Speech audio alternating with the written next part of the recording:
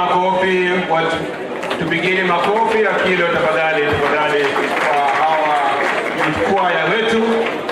Hawa tunasema 70% ni wa Bondo Technical, lakini leo wamegeuza mavazi, wanasema hao ni St. Andrew's Catholic Church.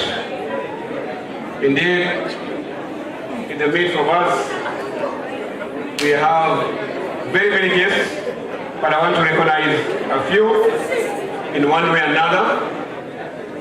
Graduates, we have people who have made this institution to be what it is. May I first of all recognize our former Deputy Principal, Mr.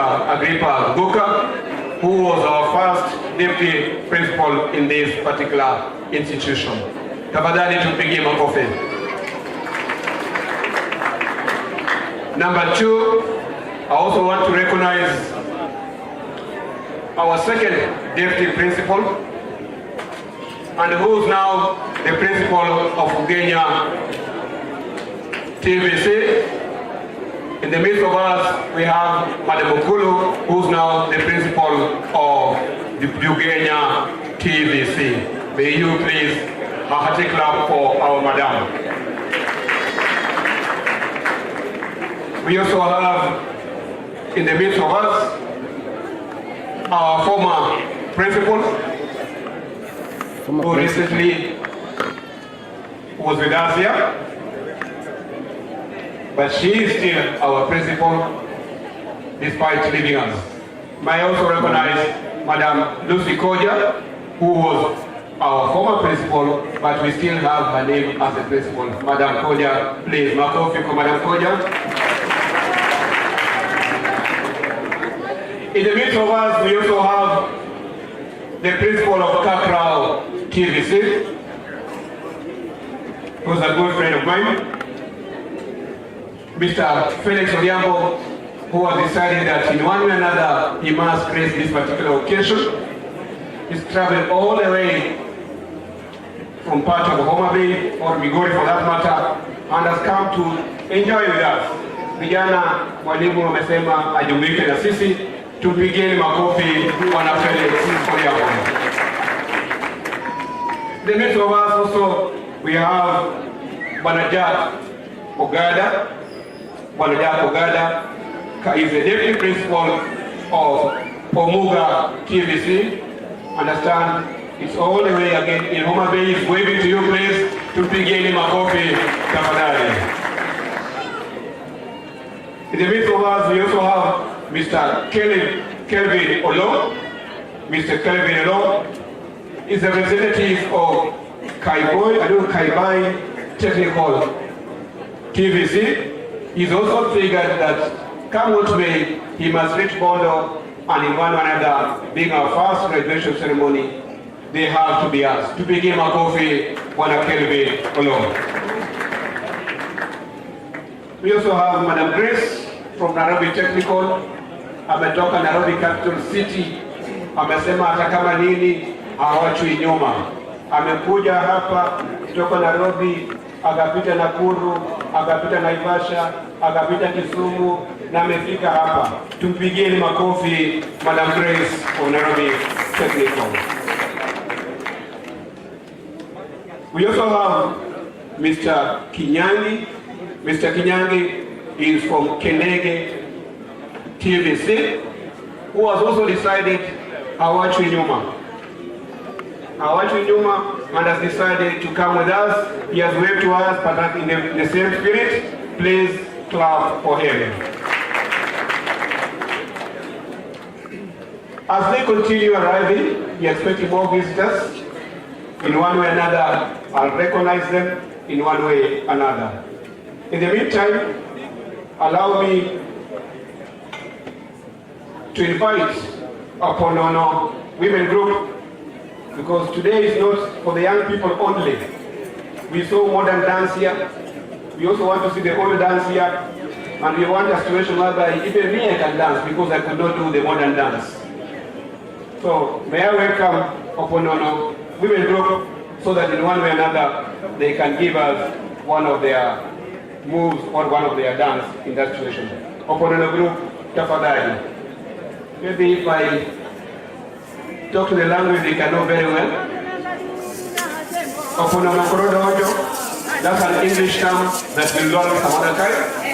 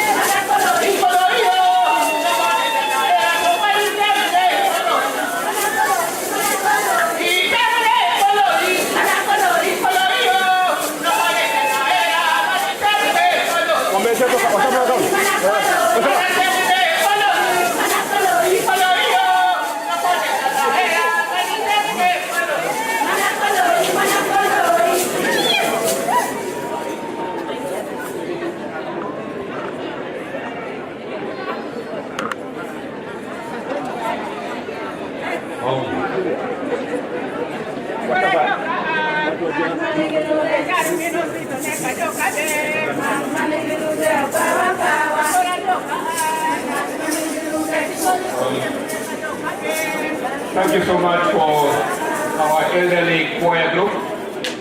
Please, watukuwapigia makofi tuwapigeni elderly choir group tafadhali.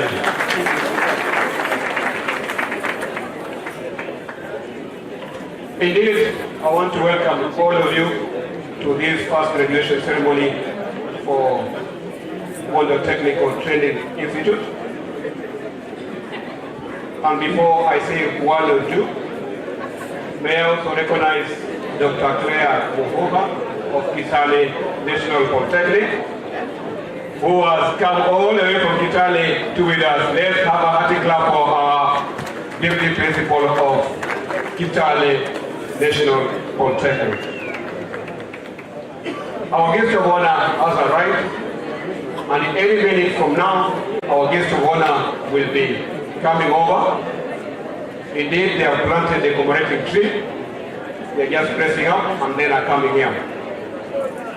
Today, in the midst of us, we have 1,000 graduates. These 1,000 graduates are coming from 5 departments. 5 departments, namely business, building, labor, ICT, and business. These are 5 departments within our institution.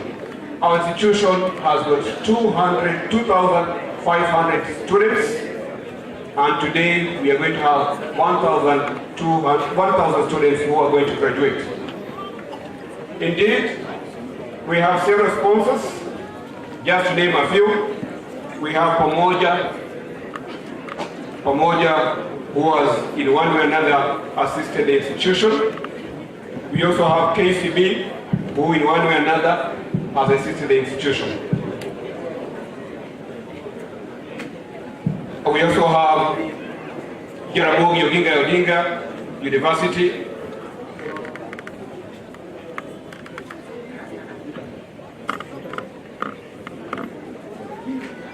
but to name a few who will be coming over. Our procession is just starting right now, and when the procession will come over, we'll rise for the procession. The procession is starting from the administration block and will be led with our band, which is Nyangoma Band. Nyangoma Band is leading our procession. When they arrive in this particular tent of ours, please rise to recognize our procession together, who's led by our principal together with the guest of honor. Thereafter, we'll have our national anthem and the East African Community Anthem. After that, we'll invite our principal to open this particular meeting in place for this particular graduation. The deputy principal will invite the principal to open the institution. Thereafter, we have some entertainment, and after an interlude of entertainment, we'll go to our speakers. So allow me, first and foremost, to welcome all of you to this first graduation, and I hope that in one way or another, you'll enjoy every bit of it. Kwa wazazi, pamoja na wageni wetu, tunawakaribisha sana. Leo ni siku yenu, leo pia vile vile ni siku ya wanafunzi wetu. Sisi wote tulishikana pamoja na walimu wa hapa na tumefunza hawa vijana wetu, na vijana wetu wametuonyesha kwamba wanaweza. Kwa hivyo leo ni siku ya kujumuika pamoja na kufurahia matunda yetu. Yale yote tulivumilia tutafurahia leo. Kwa hivyo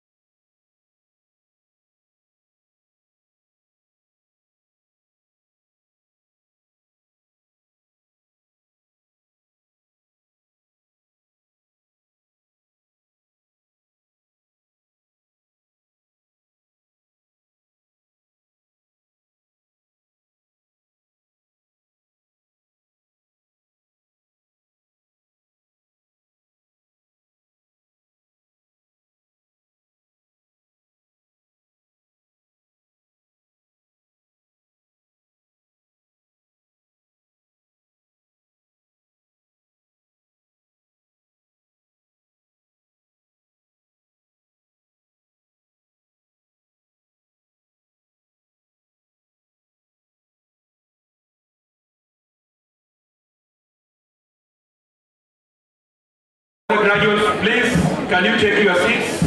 All the graduates.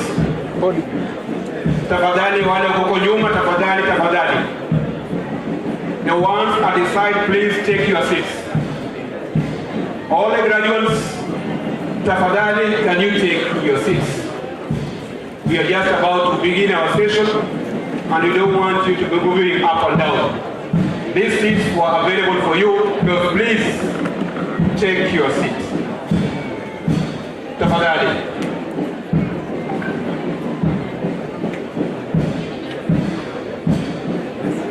Indeed, like I said earlier on, we have got 1,000 graduates who are celebrating this particular day and being our first graduation ceremony. Indeed, they have made us proud, and indeed, we are very happy. We as an institution, together with our parents, we are indeed very blessed that in one way or another, they are here with us. And you say? Dongito amegeuka. Mambo imegeuka sasa, umesikia? Mama ndio. Ndio mbona sasa.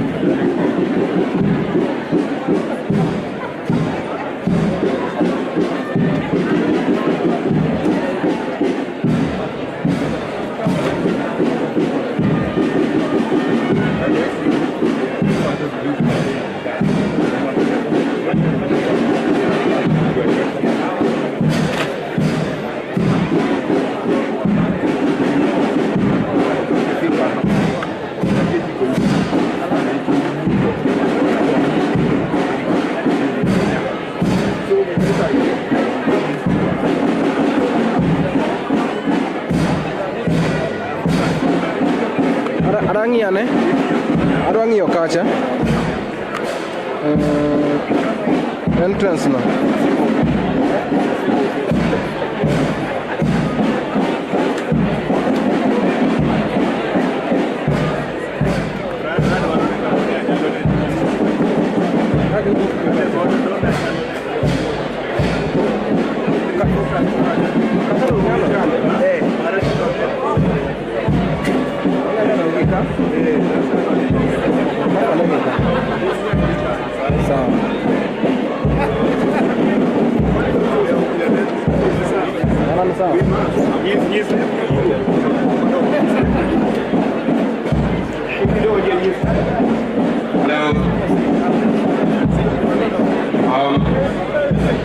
Please, as our band arrives, let us stand and recognize the procession. Tafadhali, bandi yetu ikiingia, tusimame kwa heshima, tusimame kwa heshima. Tafadhali, tafadhali.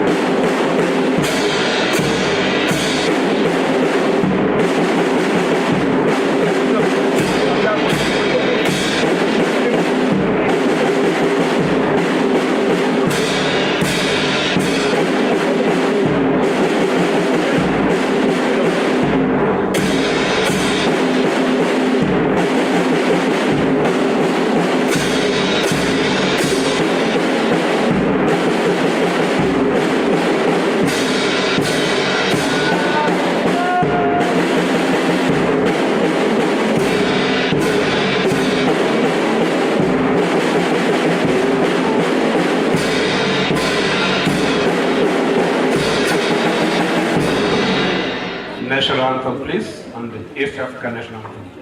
Next one. Azap. Salute. The national anthem, the national anthem is well led by the band. Ready, take.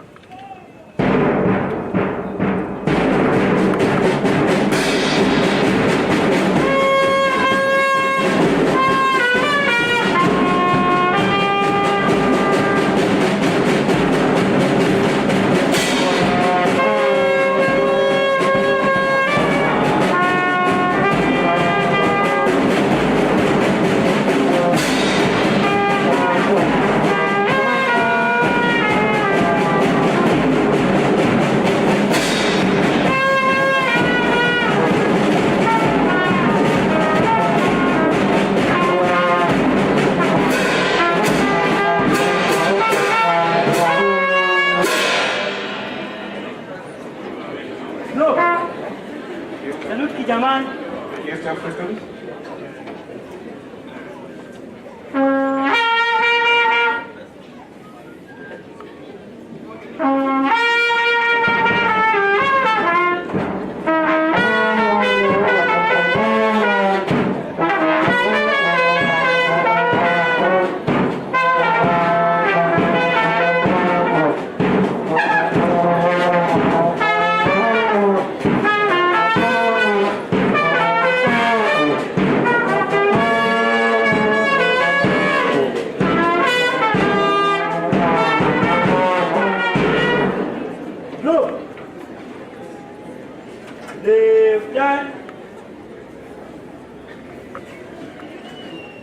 Artisa. Attention. Artisa. Well, variety kaymak.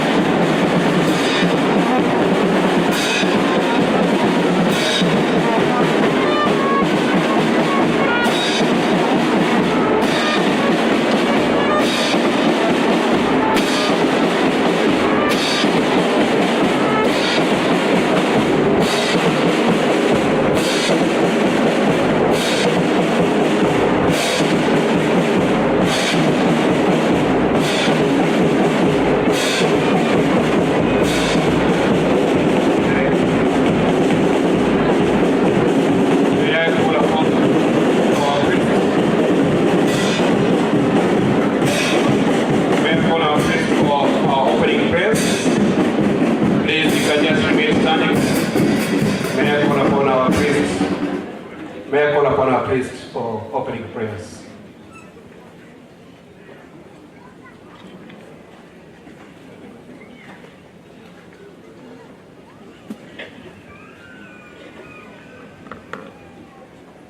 In the name of the Father, and of the Son, and of the Holy Spirit.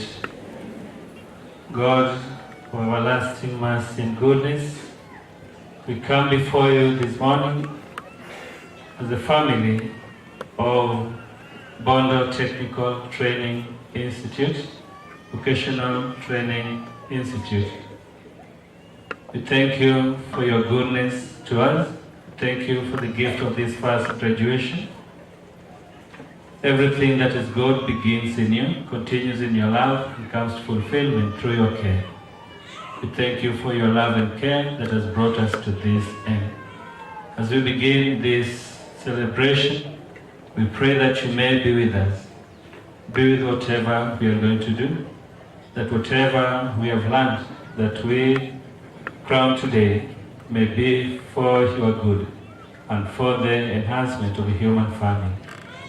Be with all of us, be with our guests, and be with the students, be with the graduates, that whatever we celebrate today may be for your name and for your great glory and not for our good. Grant this through Christ our Lord. In the name of the Father, and of the Son, and of the Holy Spirit. Amen. May I call upon the Deputy Principal to invite the Principal. May I call upon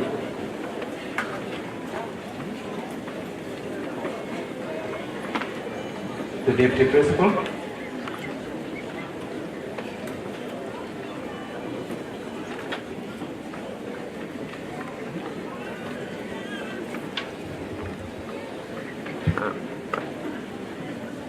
Guest of honor, Madam, it's my pleasure to invite the principal to come and declare the constitution of this convocation. Thank you.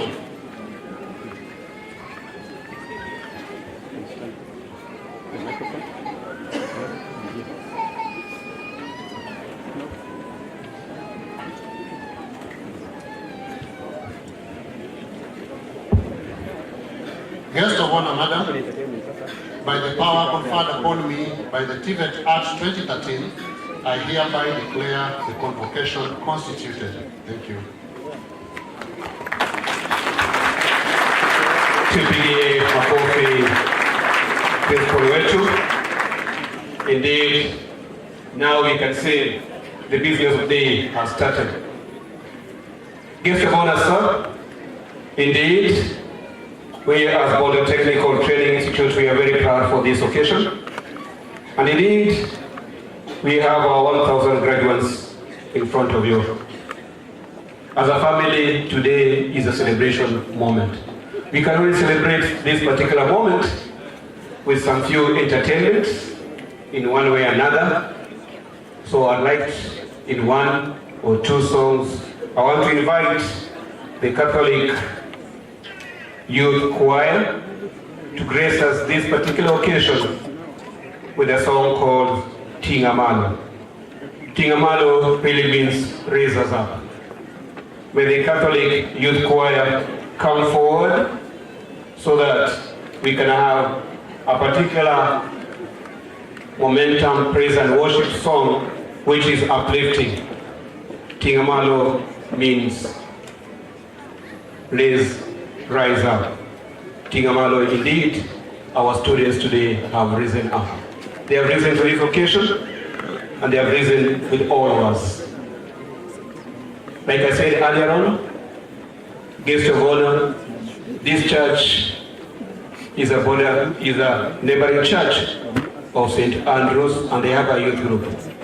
And I'm led to be learned that indeed, in this choir, about 50% are from Bondo Technical Training Institute. Just shows how spiritual we are in Bondo Technical Training Institute. Tuko na vijana wameokoka wengi, na tuko na vijana pia shupavu katika teknolojia. Kwa hivyo pia in terms of guest of honor, we also have a graduate in among the choir. He is in electrical department, but at this particular moment, he is wearing a different hat in terms of talent as far as I am concerned. May we have one song known as Tingamalo, which really means let's go up, also let's rise up. The field is yours for the youth group.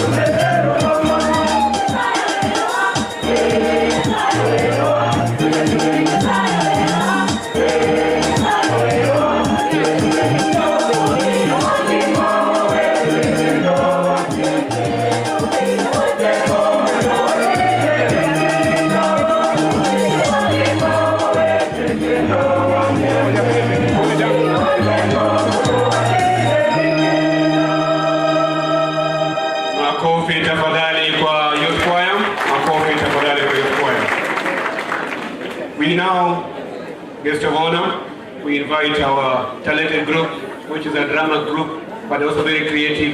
They want to give us one particular dance session, which is known as modern dance. Indeed, I cannot fit there, but I'll try to fit there.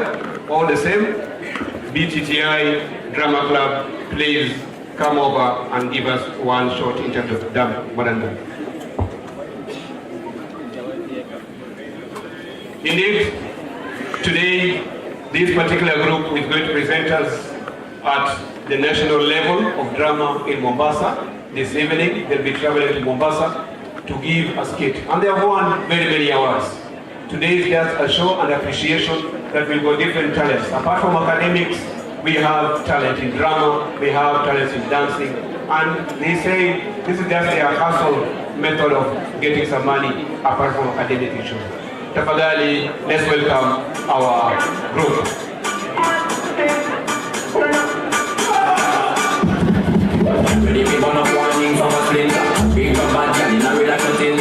When the things come like a sprinter, hotter than lava, anytime even in winter.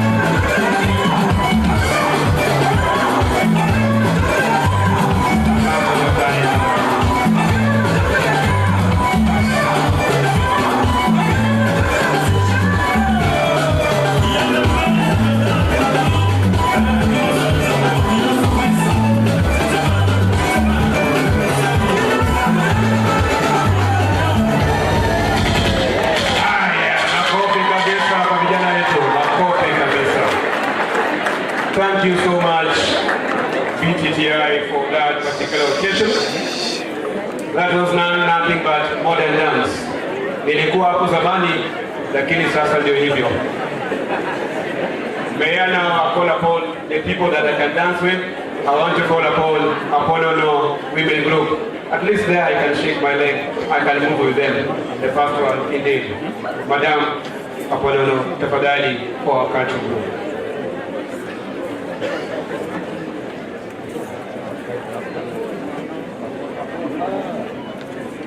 Tafadhali, the speed.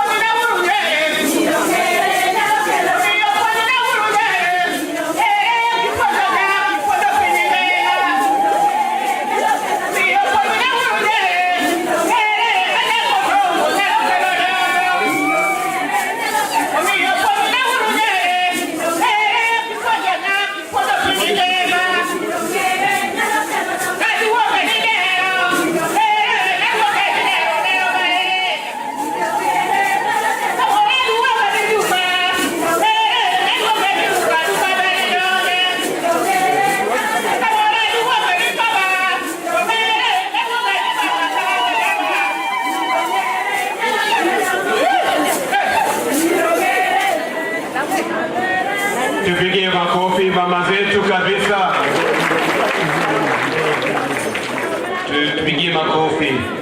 Indeed, we'll be there. I was really excited about the whole group because I can move with them. Fantastic indeed. For now, we want to move on to the next stage. But before we move on to the next stage,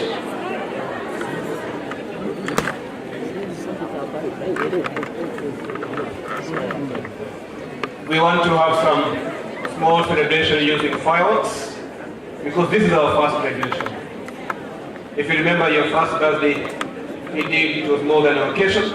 So being the first one, really, we are indeed very, very happy that we want to do.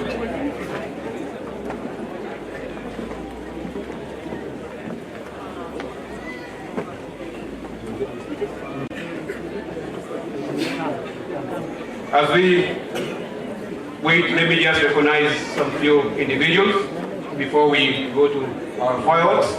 Let me recognize Mr. Joseph Sunguti, who is the Regional Director of TVET, Dr. Claire Uhula, Kitale National Polytechnic, Muyera GK, Kitale National Polytechnic, Walter Opinio from Bondo, Father Gordon Lodge, the Catholic chaplain who opened us the prayers, Julius Otieno, Deputy County Commissioner Bondo, Dr. Edgar, who is the CCM of Siaya County, Kefa Okondi, who is the OCPD of Bondo, Daniel Randa, who is the principal of Siaya Technical Training Institute, Edwin Mchai, who is from Oleses Technical Training Institute, John Chiaga, which is from Mitungu TTI, Mr. Ouko of Equity Bank, Mr. Obit from Riyadh TTI, William Opondo, who is the Deputy Principal of Kisumu National Polytechnic, Wasil Wajuma, who is the Deputy Principal of Bombe TTI, and Mr. Didan Jagero, who is the Deputy Principal of Nyangoma TTI. There are many, but to name a few, that indeed who have come to grace this particular occasion. We cannot forget our sponsors. We cannot forget everybody else who has made this particular day to be very, very important for us. As I said earlier on, we want to have some fireworks, being the first ceremony for us for graduation. We also want to recognize Daniel Randa, who is the Kati Chair of the Lake Region. Daniel Randa, Lake Region.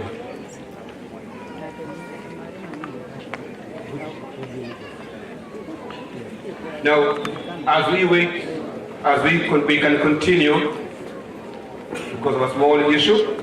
We now move to our speeches. May I call upon the Deputy Principal now to take over so that we can move with our speeches. Madam Deputy Principal, please. Karibu sana. Thank you. Guest of honor, Madam, we are now moving to speeches. And may I now invite the Chair Student Council to come and give his speech.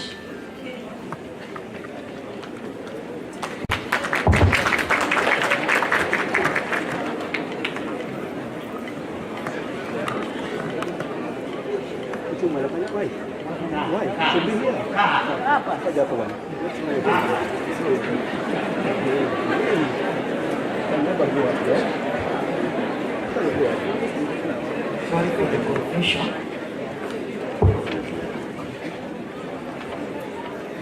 Guest of honor, Madam Dr. Esther Dara, Principal Secretary, County Director of DVETS, Board of Directors led by Professor Enos Simwata, our able and capable Principal, Mr. Sawanda Kudera, trainees, families and fellow students, all invited guests, ladies and gentlemen, good morning. Good morning again. It's indeed my pleasure to take this rare, noble and golden opportunity to thank the Almighty God, the management, student fraternity, and all relevant stakeholders who, in one way or another, would have triggered the success of this vital epitomic occasion.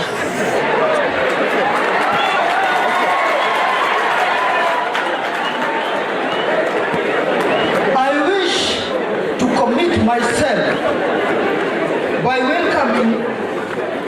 welcoming you all, not only to witness, but to celebrate with us this historic day of its kind. As the chairman of Bondo Technical Student Association, I want to applaud the administration for always emphasizing, promoting coherent working relationship with the student body. Indeed, this has not only been a tool to mentor us, but also has nurtured us, exposed us to various aspects of life-changing mechanisms, which at the end has led to our epitomic success.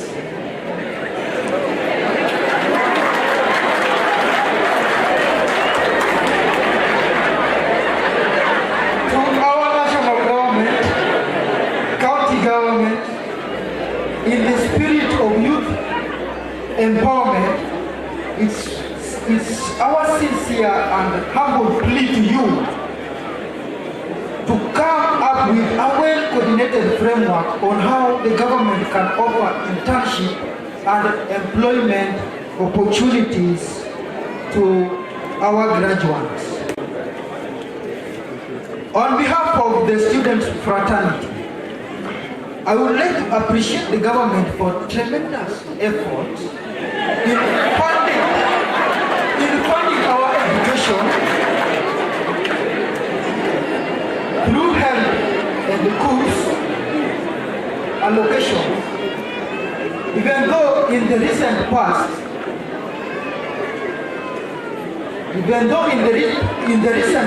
the allocations have been made by. Sorry for that. Even though in the recent past, the allocations have been made, but the disbursement delayed.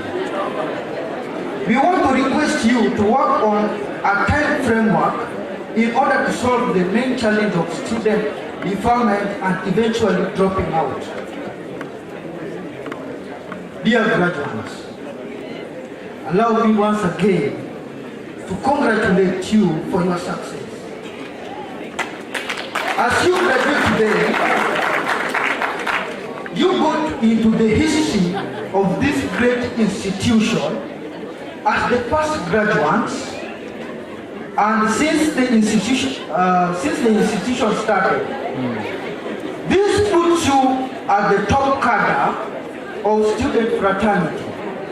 Therefore, you are required to set the pace as the first alumni of this great institution.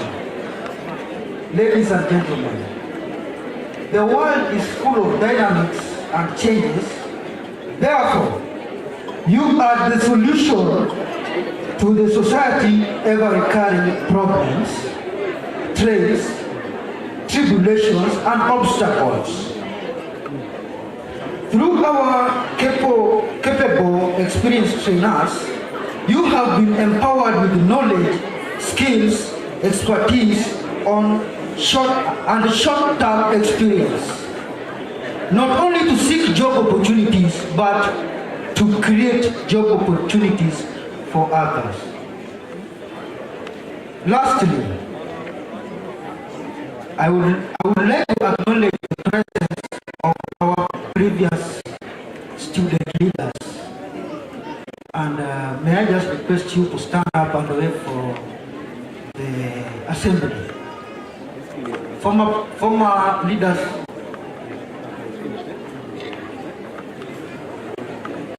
thank you very much for the tremendous work you did for us. Thank you all. May God bless you as you celebrate this day. Thank you very much.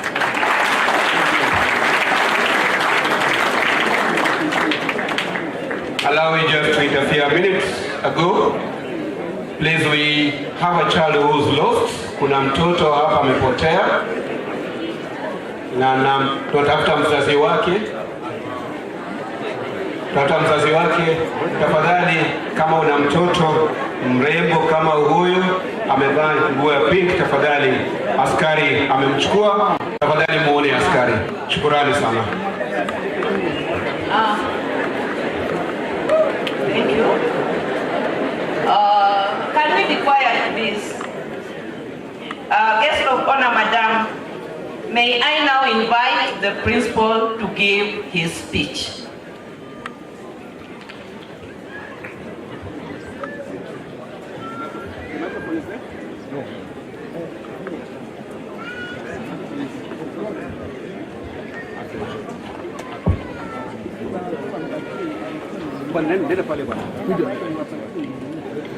Guest of honor, Madam Jane Kariuki, representing the PS Contingent, Dr. Moria. Other ministry officials present, our invited guests, county principals present, the chairman, board of governors, and the board members present, our staff and trainees from Bondo Technical Training Institute, and our honored guests today, that is the graduates. Good morning. It is with great pleasure that I welcome you all to Bondo Technical Training Institute on this auspicious occasion to mark the first graduation. I wish to register my profound appreciation to you for responding to our invite to grace the occasion. You have chosen to celebrate with us, and for that we are grateful. Chief guest, allow me to start by introducing the staff with whom we work, and in the interest of time, I will request those of us who are present to stand and wave to the congregation. Thank you, thank you. This is a great staff.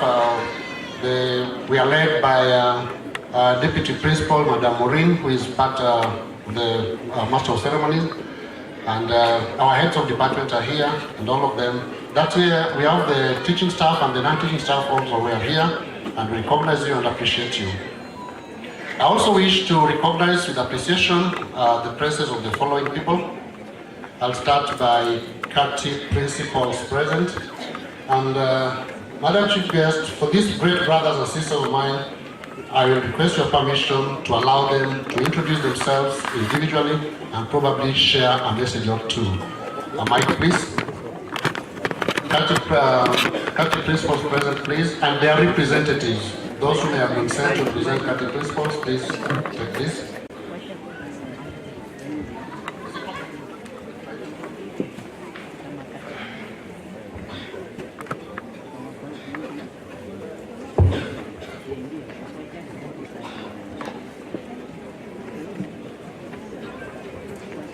Our chief guest, my name is Show Bondo Galama from Kenya Coast National Polytechnic, Mombasa, Deputy Principal Administration representing our chief principal.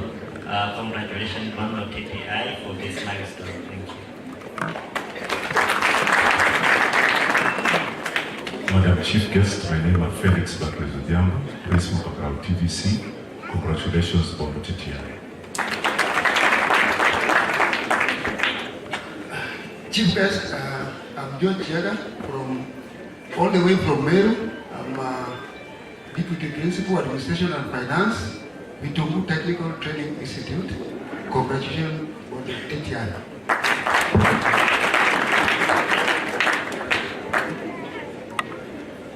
Madam Chief Guest, my name is Asha Bakari, Principal, Siaya Technical Training Institute in Misori County, Bondo Sub-County.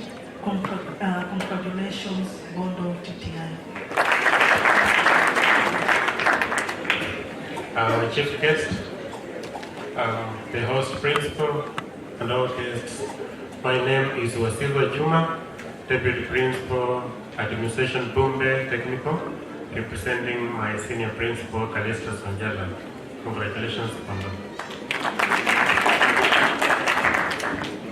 Thank you so much, Chief Guest. My name is Jared Udiambokot. Principal Uriri TVC, Misori County. Congratulations, Bondo, for this milestone. Thank you. Madam Guest of Honor, I'm wearing two hats. With the first one, I'm representing my principal. I'm the registrar, Bondo Technical Training Institute. My name is Akripa Ombuka, representing Dr. John Abuta.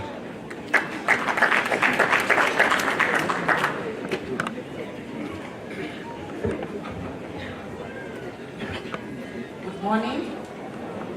I'm Grace Mungai. I'm in charge of Health and Applied Science.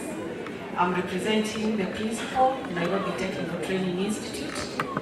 I have noted that Bondo has no applied science. We'll be ready to mentor you as Nairobi Technical to begin applied science courses.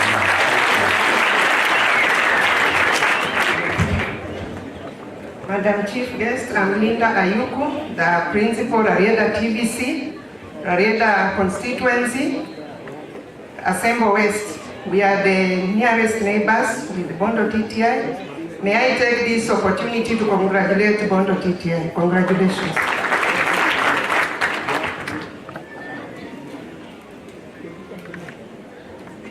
To the Chief Guest and the host, I'm William Bondo Tieno, representing my principal, Madam Catherine Keloni, from the Kisumu National Polytechnic. Best of luck. Thank you so much.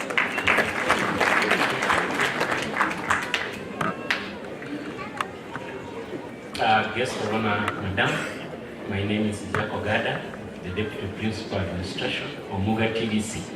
That's the Rhino. We are actually the Kati National Soccer Champions for the first time. I'm proud of that. I'm representing my principal, who is John Mondi Owoko. I think he traveled to Mombasa for the Kati Drama Festivals. Congratulations, Bondo. In fact, it's my first time to be at Bondo. Well organized. Asanteni sana, Mungu awabariki. Congratulations.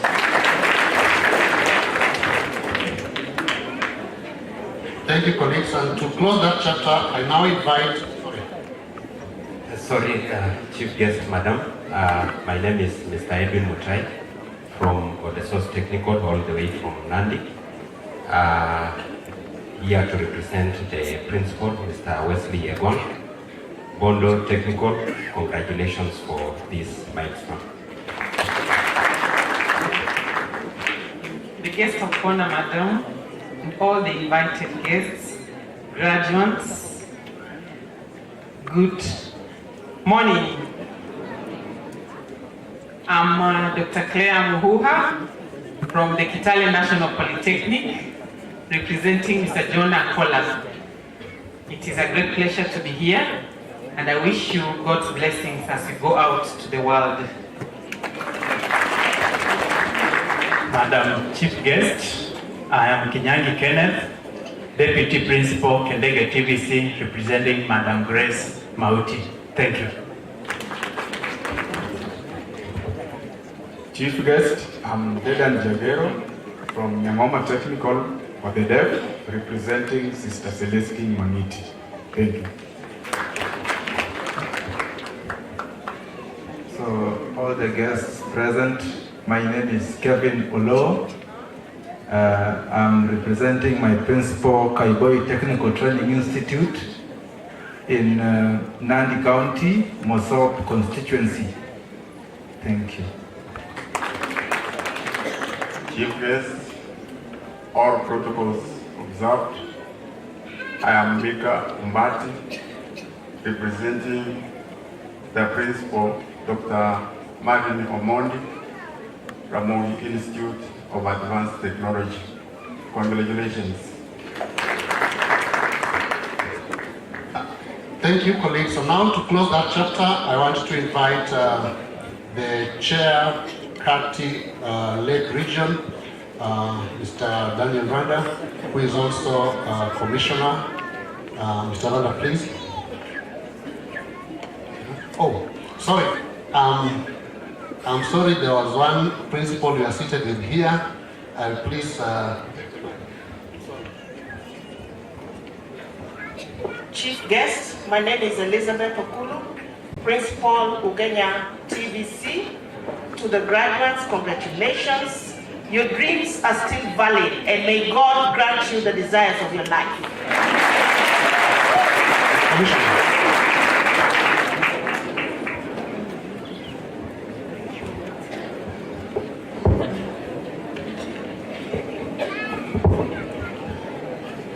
Thank you, the host principal. Let me start with a salutation to our chief guest, Madam Jen Karaoke, who is also the Deputy Director in the State Department, TVET, representing our able PS, Dr. Esther, the Chairman, Board of Governors, Bondo TVC, the County Director TVET, Kisumu, Siaya, Kakamega, and Vihiga, Mr. Sunguti, the Principal, Bondo TTI, who is now our host, the county principals present, the staff, dedicated staff of the Bondo TVC, the clergy, the parents, the graduates of today who are our guests, and not forgetting all special distinguished guests. Good morning.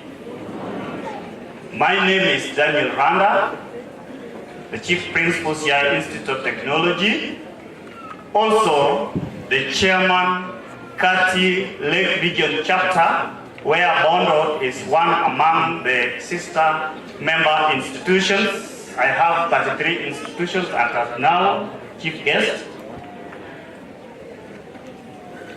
Without wasting time, at my position, I can't lack something to tell the audience, because you are here to see and to hear, and lastly, to internalize what has been said. Chief guest, with your permission, I would like to tell the graduates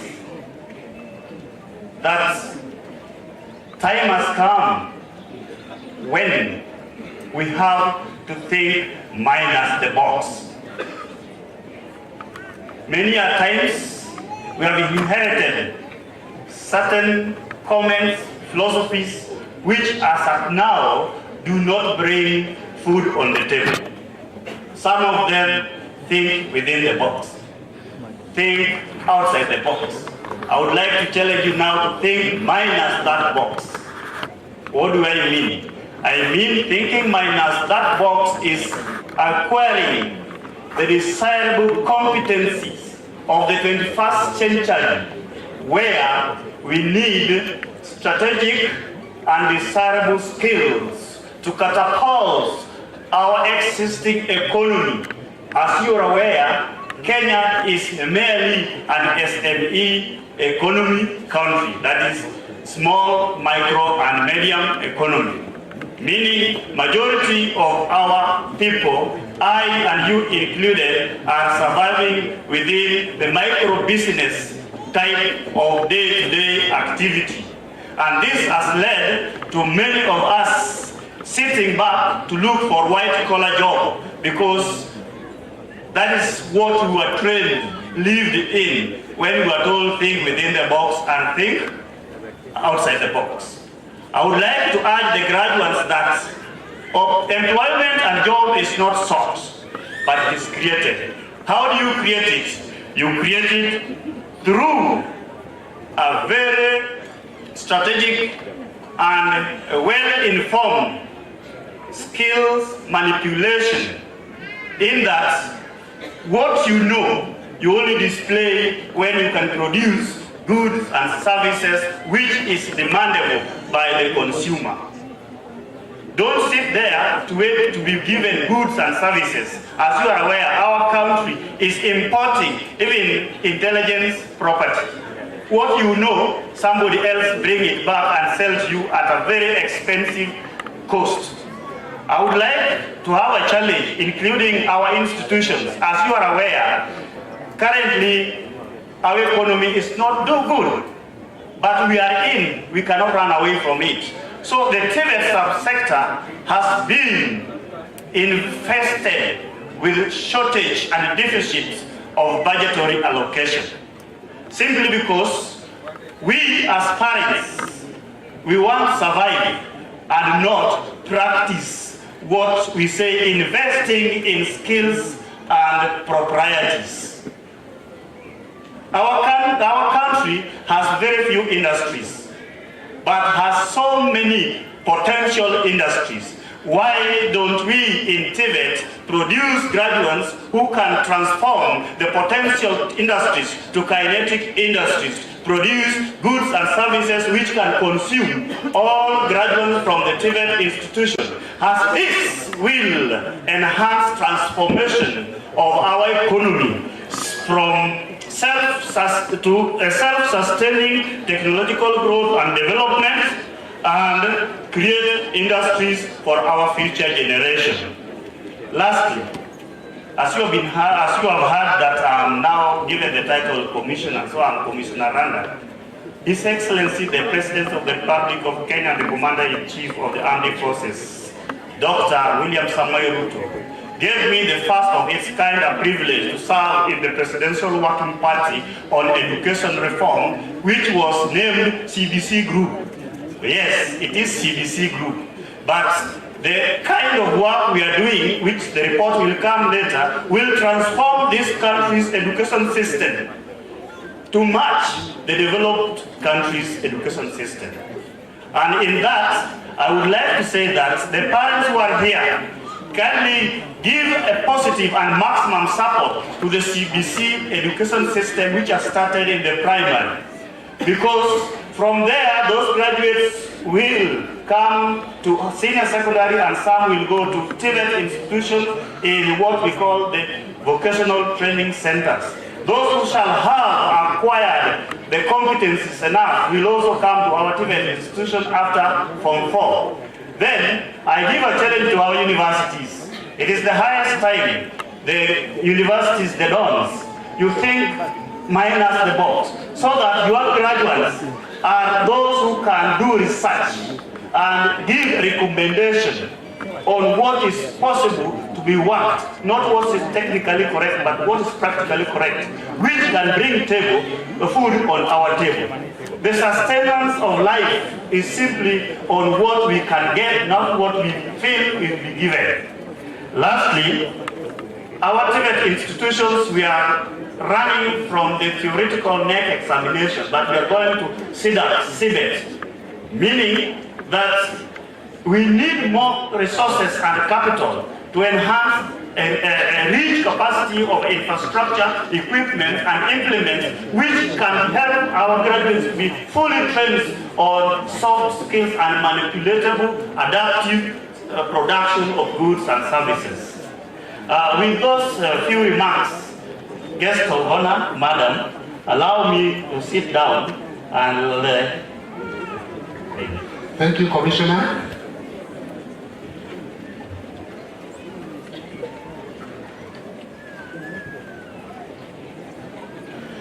Thank you. I'll proceed, Madam Chief Guest. Next, I wish to recognize again with appreciation our parents and sponsors. You are great people. It is your commitment to support the trainees that has enabled us to reach this day. Thank you very much, and thank you for coming to celebrate with us. I also wish to recognize our partners from the corporate world. We partner with quite a few of them. I'm not sure those who are represented, but I wish to mention Equity Bank. If you are here, please wave to the congregation. Thank you, Karibu Sana. We also recognize the KCB Foundation and KCB, the bank represented, please. We also wish to recognize Pamoja for Transformation. We'll be saying a little bit more about Pamoja, but at this stage I want to recognize specifically Paul, Terry and Caroline who are representing Pamoja. If Paul has a word or Terry, please, you could just say hello or wave. Pamoja group, please. Paul has a word. Mike, please.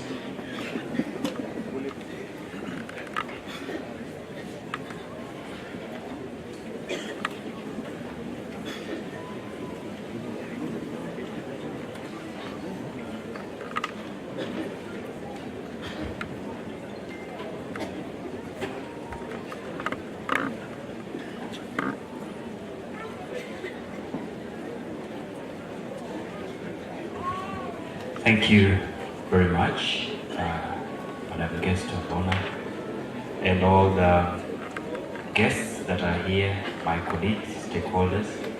We are here present to witness this great occasion. I will speak when the right time comes. Thank you.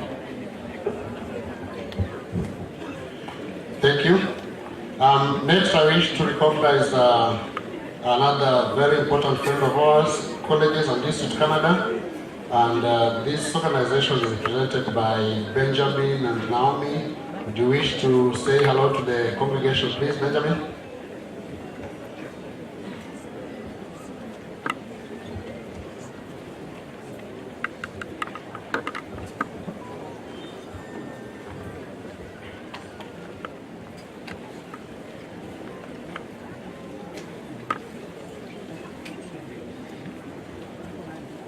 All protocols observed. My name is Naomi Ragat. I work for Colleges and Institutes Canada. I'll introduce my... Madam Chief Guest and all the guests present, good morning. My name is Benjamin Ilagosa Indulagi. I'm the Partnership Coordinator working with Colleges and Institutes Canada. We are partnering with Bondo Technical Training Institute in developing courses that are seeded in electrical installation and ICT.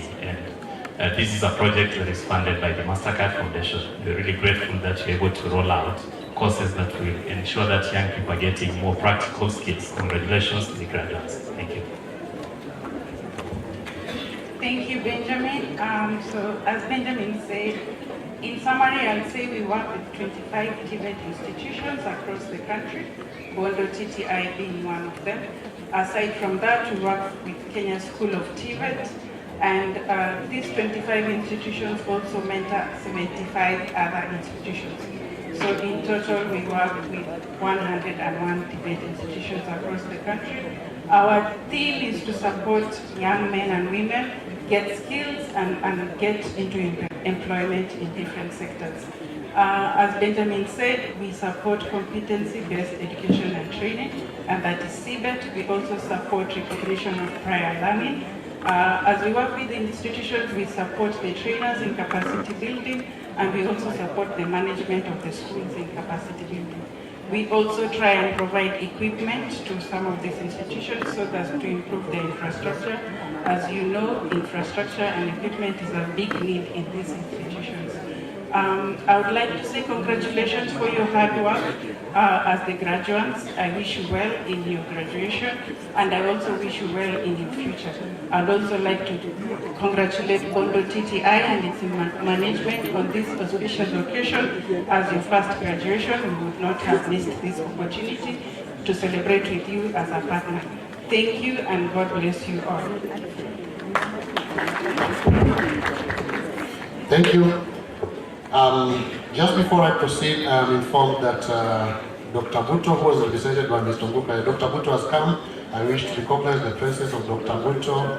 I don't know if you could just stand and greet the congregation like the rest of our principals who did the same. Dr. Buto, please. Karibu sana daktari, karibu. Next, I wish to recognize our former staff. Some of them are retired, or some of them are still in service elsewhere. These great people laid the foundation on which we continue to build. In this category, I want to make special mention of the following. Mr. Peter Omondi, the founding principal, is with us here. Madam Lucy Koja, who was the second principal, and who handed over to me. Mr. Agrippa Ombuka has already introduced himself. He served as a deputy principal. And Madam Elizabeth Okulu, who is currently the principal of Ugenya TVC. I want to request two of them, that is Mr. Peter Omondi and Madam Lucy, to greet the congregation and make a remark or two. Karibu mwalimu.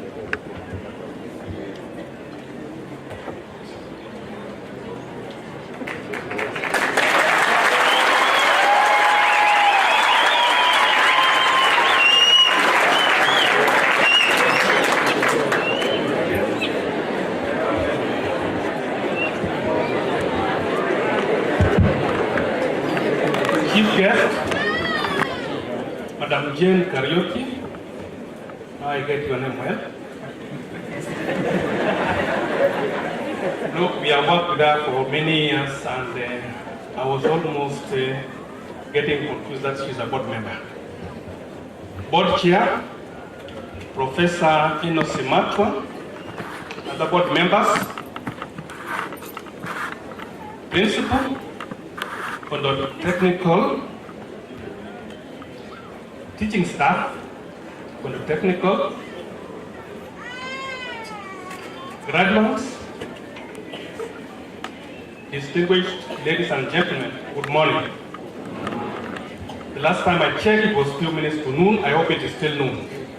It is before noon, so it is a good morning. Now, I'm invited as founding principal, the first principal, Bondo Technical. At least that's what my letter was reading. And as such, many of the students that are graduating today are my students.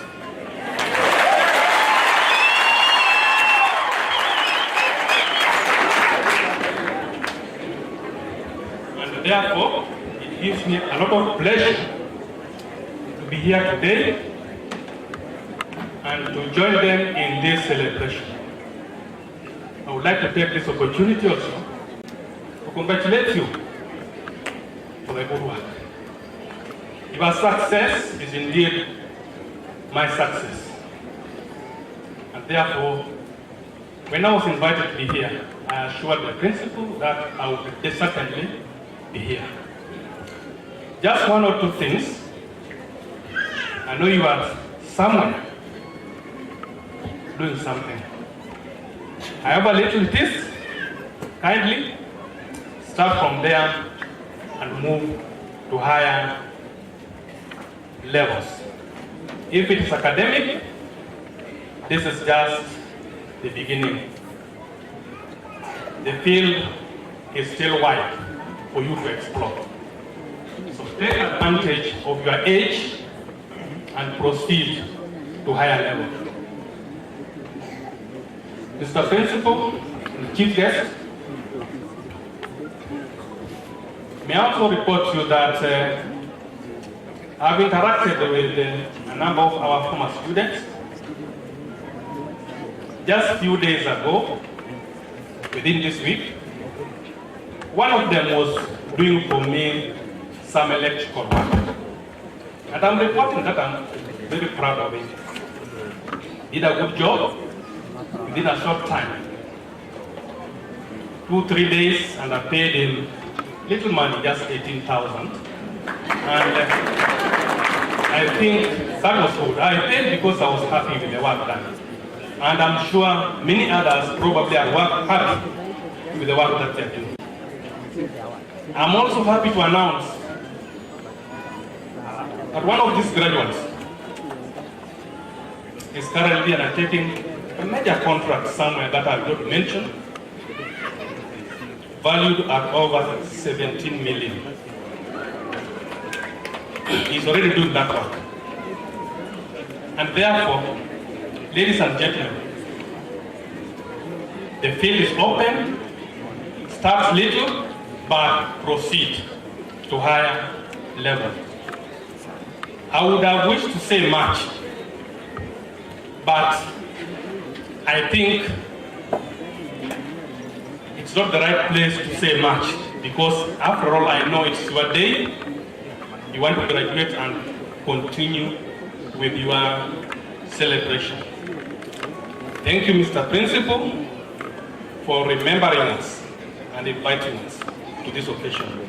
This is not the only college where I'm the first principal, meaning this is not the only college that I started. I also started Siaya Technical Training Institute. I don't know whether they are here. If they are here, I'm also the first principal of Siaya Technical Training Institute, and I make this remark. It is not simple to start a college. It's not easy. When I was posted to Musakasa as the first principal,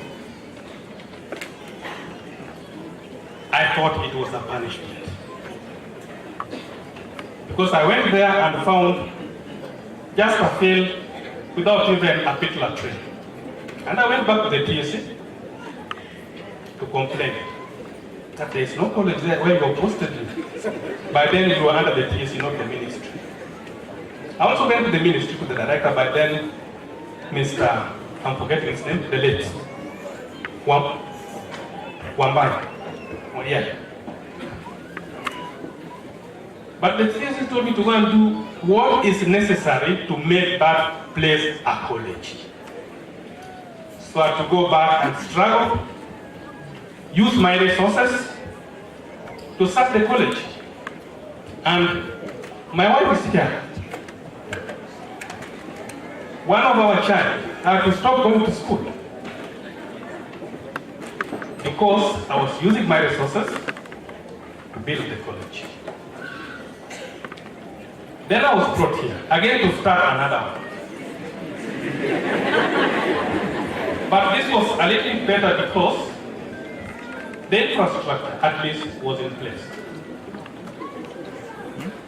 The infrastructure was in place. So we started. And principal allowed me to recognize the two people that we started this college. Don't know whether Dennis is around. Dennis Okara is engaged someone. A simple young man. He was my registrar.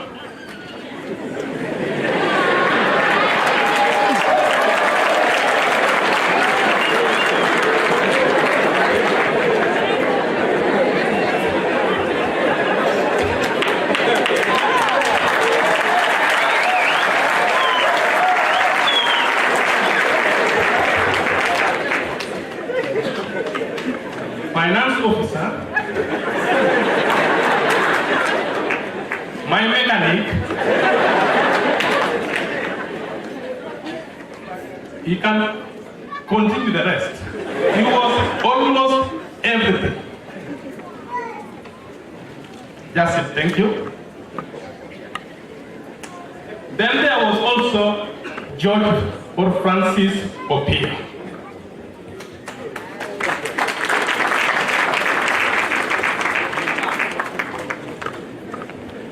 There is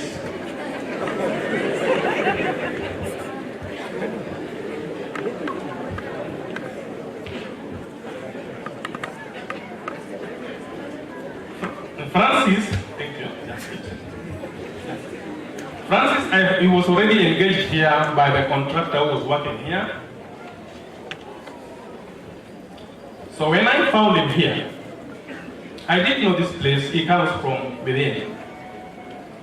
He's the one who took me to all the secondary schools around here to introduce myself and to introduce Bondo Technical. And therefore, the first students who came, it is Georgie who introduced me to wherever you people work.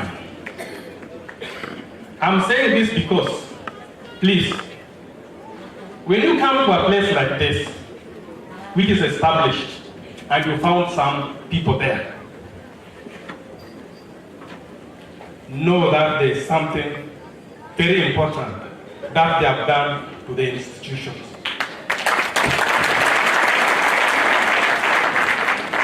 And therefore, even if there is something, please find out why it was done the way it was done. And I'm happy when I explained a few things to the principal, he understood. On that note, I know I've taken a lot of time, but I took a lot of time because I also thought that I should have presided this occasion. But all the same,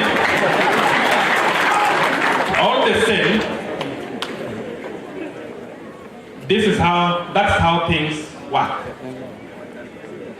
Things went the way they went, and I was shown the gate. Whether right or not, that's a different story. But I'm happy that God was with me and with my family.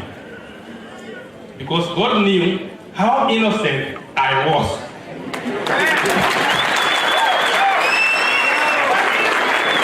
I am not the kind of character that would put his finger into a public resources. Thank you very much.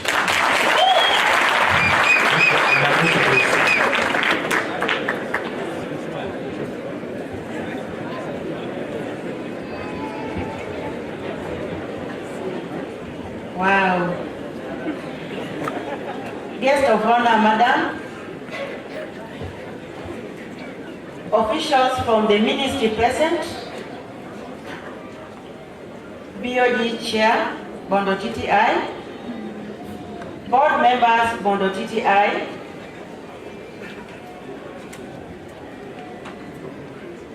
All the invited guests present. Staff, Bondo TTI. The graduates who are here today, good afternoon. Good afternoon once more. I know many of these graduates have not seen this face, but I know there are few who are here who are familiar with this face addressing you. My name is Lucy Atieno Koja, the immediate former principal, Bondo TTI. I took over from the founding principal, Mr. Mondi.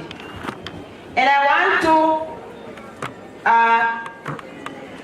tell you that Mr. Mondi has mentored so many of you. And as he says, he ought to have graced this occasion, but we have to accept things the way they are.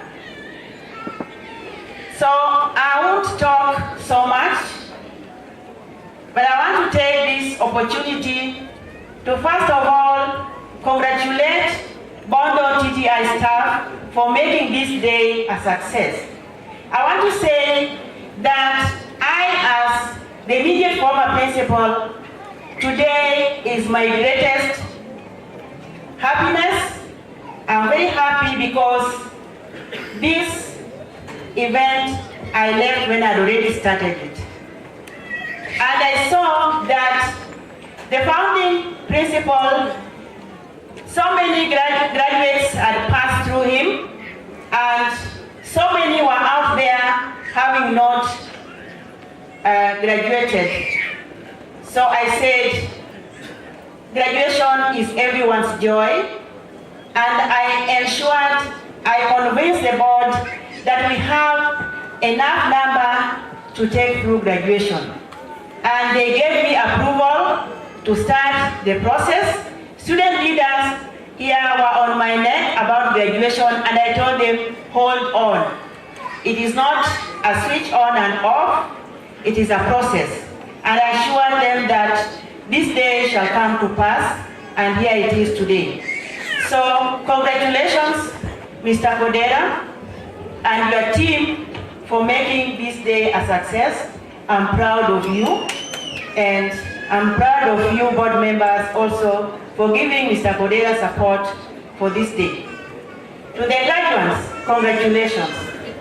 I'm happy you are waiting, eagerly waiting for this day to come, and here it is. And I want to congratulate you for the hard work that you have undertaken and you have reached so far. Many of you are already in the job market.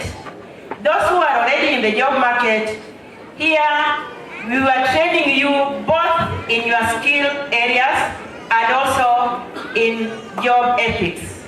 So I encourage you to practice job ethics wherever you are so that you market Bondo Technical.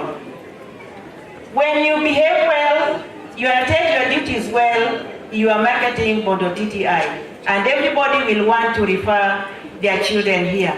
So congratulations once more. Continue with whatever you are doing, but remember to observe job ethics and also morals. And I want also to encourage you to not to be comfortable at your zones. Make sure you strike the road when it is still hot. Advance as early as possible before you have serious responsibilities. For those who have not gotten anything else to do, you are trained in skills. Make sure you try as much as possible to make use of the skills. As the CATI chair said that you think out of the box. Make sure that you think out of the box. So to the Bondo staff, I want to say that thank you so much for having also supported me during the time, the short period I was a principal. Continue supporting Mr. Kodela. And also make sure that you consult always, consultation always, and above all, believe in our Creator in everything you do. So even the graduates, be rest assured that your wishes and you place them before God, they will always be granted. Otherwise, thank you so much, and may all of you be blessed in your undertakings. As you'll be going back to your various destinations, may God bless you. To the principals who have come to grace this occasion, Dr. Buto, Madam Asha, Mr. Felix, and the rest, thank you so much for coming to join hands with Bondo TTI. Thank you so much, and may God bless you. Thank you. Madam Chief Guest, you realize that I'm truly grateful to these two people, Mr. Mondi and Madam Lucy. I served under both of them in different periods in time, and this occasion, as Mr. Mondi rightly puts it, should have found all of them here to celebrate with us. But I'm glad they were able to come and share this occasion with us. Allow me to recognize a few more guests who have just arrived. Mr. Jojo Diambo, Principal of Kipasi Secondary School, please welcome. Mr. Dixon Mawere, the Assistant County Commissioner from Bumula, feel welcome. Honorable Maurice Korege from the Lands Office in Siaya, please feel welcome. We also wish to recognize the presence of our founding board chair, Mr. C.T. Akumowo. I believe at the right time the current board chair will recognize him more, but I had to do this at this stage. And of course, all members of the first two boards. We now have the third board in place, which was inaugurated sometime last year. Madam Chief Guest, the name CT is synonymous with TVET in Kenya and beyond. And we are happy that Mr. Kumowor made his contribution in the foundation and development of Bondo TTI. Welcome, Alimu. Lastly, in the area of recognition, Madam Chief Guest, allow me to make a remark here that tonight I may miss meat in my soup if I don't recognize my wife who is also present. Madam Jane, please wave. Thank you.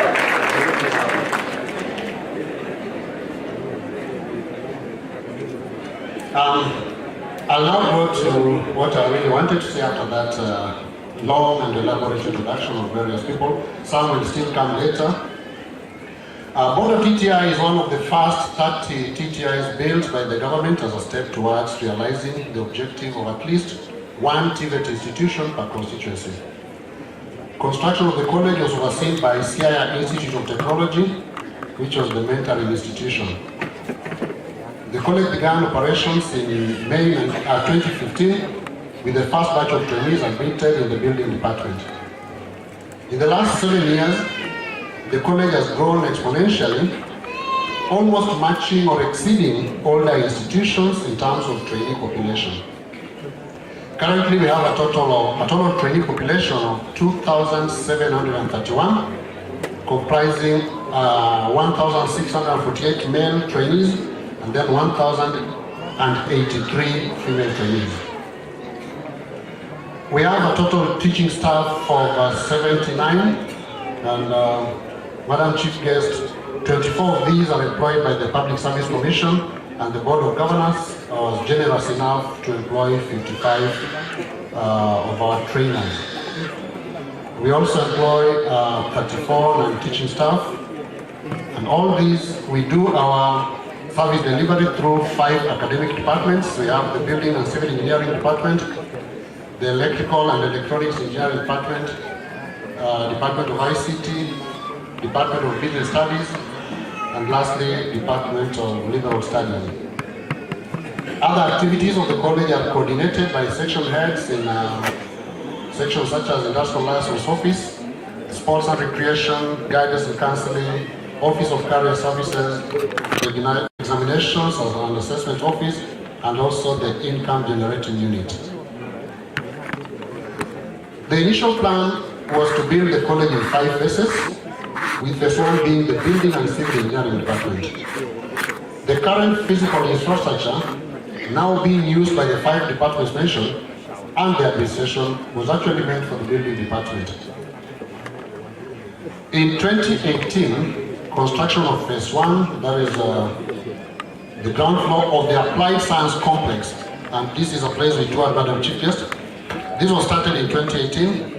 The objective was to ease the pressure on the existing physical facilities, as well as open up opportunities for more courses in applied sciences. Due to circumstances beyond control, construction took inordinately long. While the project is not yet complete, I'm glad to report that construction is now at 98% completion rate, and we will be soon using the ground floor, even as we plan for the other phases. I'm also happy to report that Bondo TTI was selected as one of the 2 TVET institutions per county to pilot the virtual desktop infrastructure project. We are grateful to the government of the Republic of Kenya through the Ministry of ICT and Digital Communication, through the State Department of TVET, the TVET Authority, and Konza Technopolis. We received 100 computers for this project and were able to set up the Gitume Lab, through which we have started training our students on how to take advantage of the digital space. After the official launch, we'll open up the lab for the local community to help them acquire digital skills. We are grateful to the government and the State Department for the opportunity to mentor 2 institutions just when we were literally getting out of the cradle.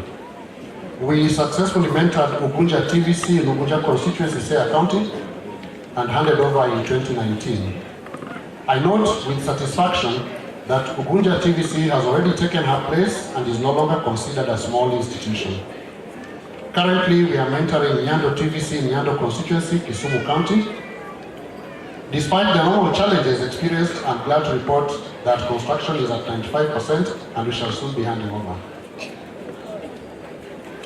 We are grateful to all our partners with whom we collaborate in the process of training.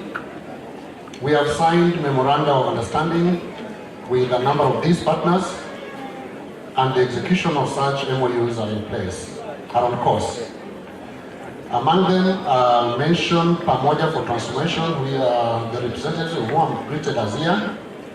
Through the Executive Director, Mr. Sif Kadenyo, Pamoja has offered full scholarship to over 150 trainees under the skill-based meter programs in masonry, electrical wireman, hairdressing and beauty therapy, and also plumbing. In the first phase of our engagement with Pamoja, the organization also paid examination fee for 20 of our trainees taking NEC exams, and we appreciated that. The next phase of our collaboration will focus on training and supporting the green energy sector, specifically solar installation. Again, through Pamoja, we have been able to establish the direct engagement with GIZ and COICA. GIZ has helped us in retooling at least 12 of our trainers in pedagogy. This is a continuing program and we are sure more of our trainers will benefit. Actually, as we speak, 4 of our trainers are undergoing a similar program in Meru. We recognize also the KCB Foundation, another partner, which sponsored 120 trainees for electrical installation, plumbing, and masonry. The program was launched by His Excellency, the Governor of Siaya, on James Orengo, on October 27, 2022. 2 things I consider very pertinent under the KCB sponsorship are: 1, over 80% of the trainees sponsored were young women who are ushered into the traditionally male-dominated fields. And secondly, KCB has a program of supporting them with startup kits after training. There cannot be a better way of fighting unemployment than what KCB is doing. Colleges and Institute Canada is another of our partners through the Young Africa Works Kenya project. The project has been youth employability through TVET.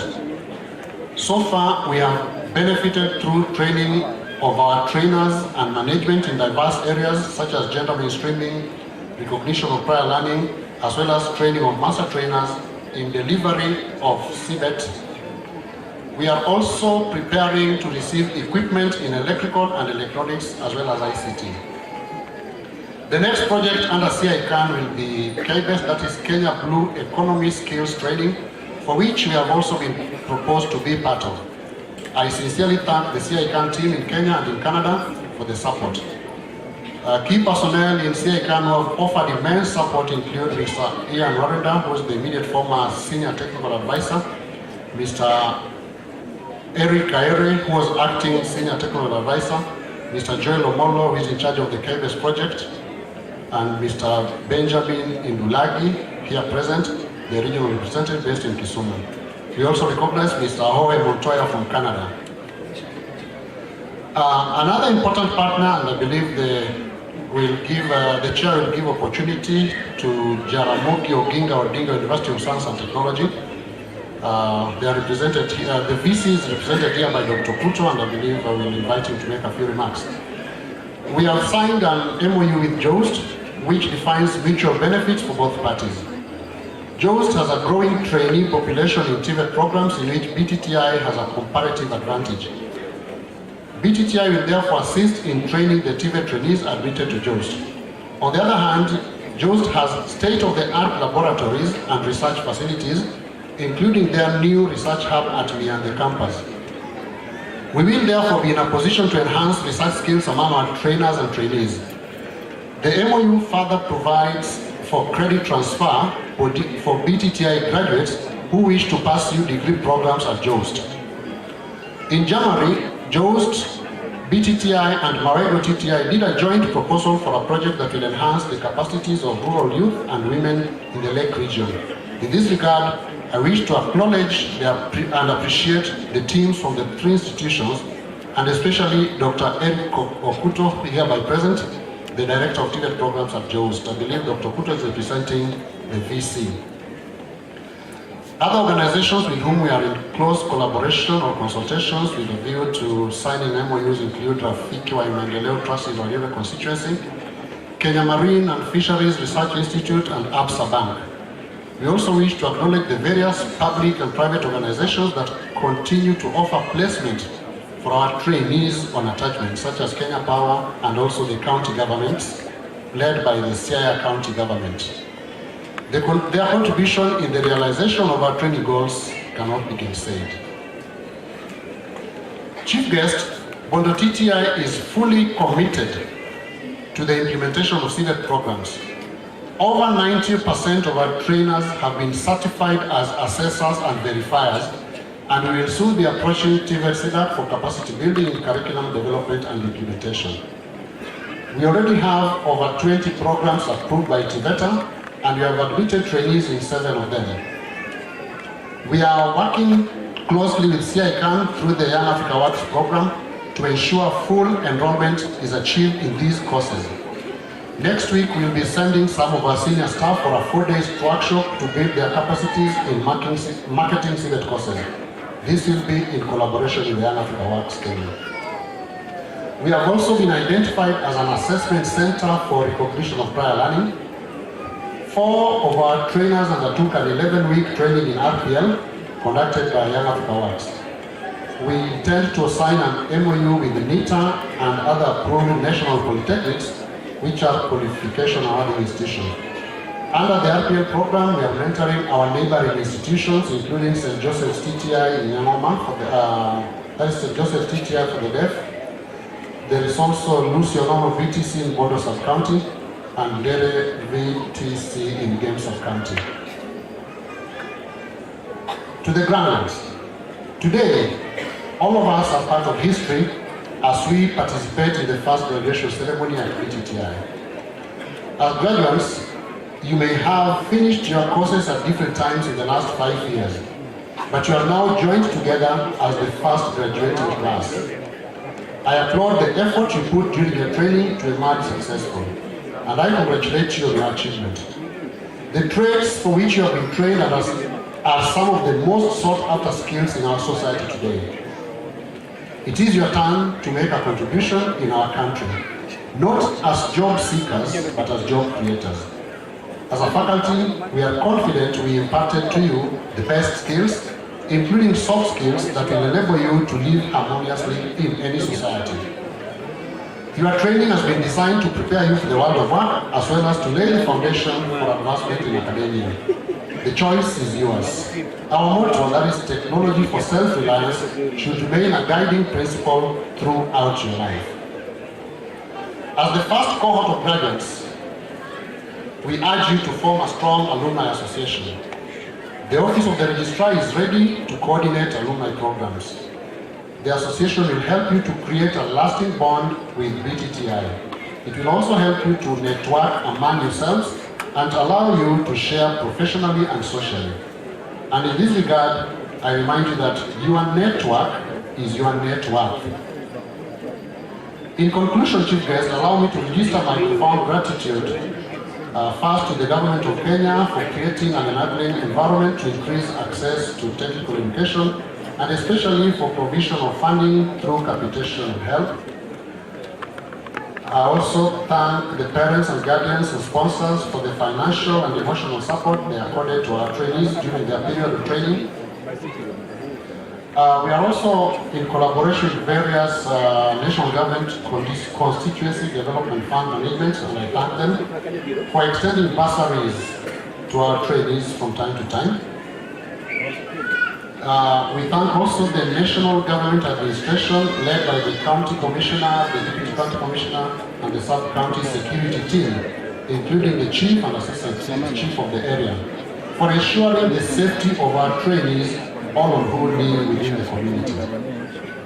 We thank the political leadership led by our governor, the area MP, the MCAs. We thank the trainers, the non-teaching staff, the students' council, and all trainees for the support they have given the management.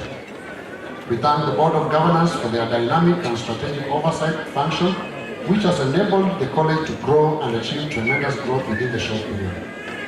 And finally, to the graduates, this is your day. Indeed, without you, we would not have anything to celebrate. We appreciate you, we honor you, and we pledge our support to you. Thank you, and God bless you.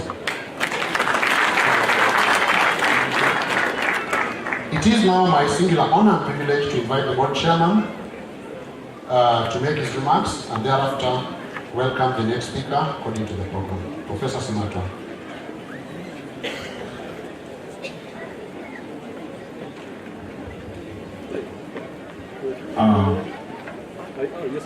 The chief guest, other ministry officials who are present, the principal Bondo TTI, principals of TTIs who are present, invited guests present, staff and trainees present, graduates and parents, good afternoon. Good afternoon once again. Just like it has been pointed out, my name is Professor Enos Simatwa. I'm the chairman of the board, having taken over from my predecessor, C.T. Okumu. I'll have to give him a chance be able to make his remarks. But before that, Chief Guest Madam, I would like to request you to allow me to at least invite some other speakers who are present and have something important to tell us. I will start with the Senator's representative.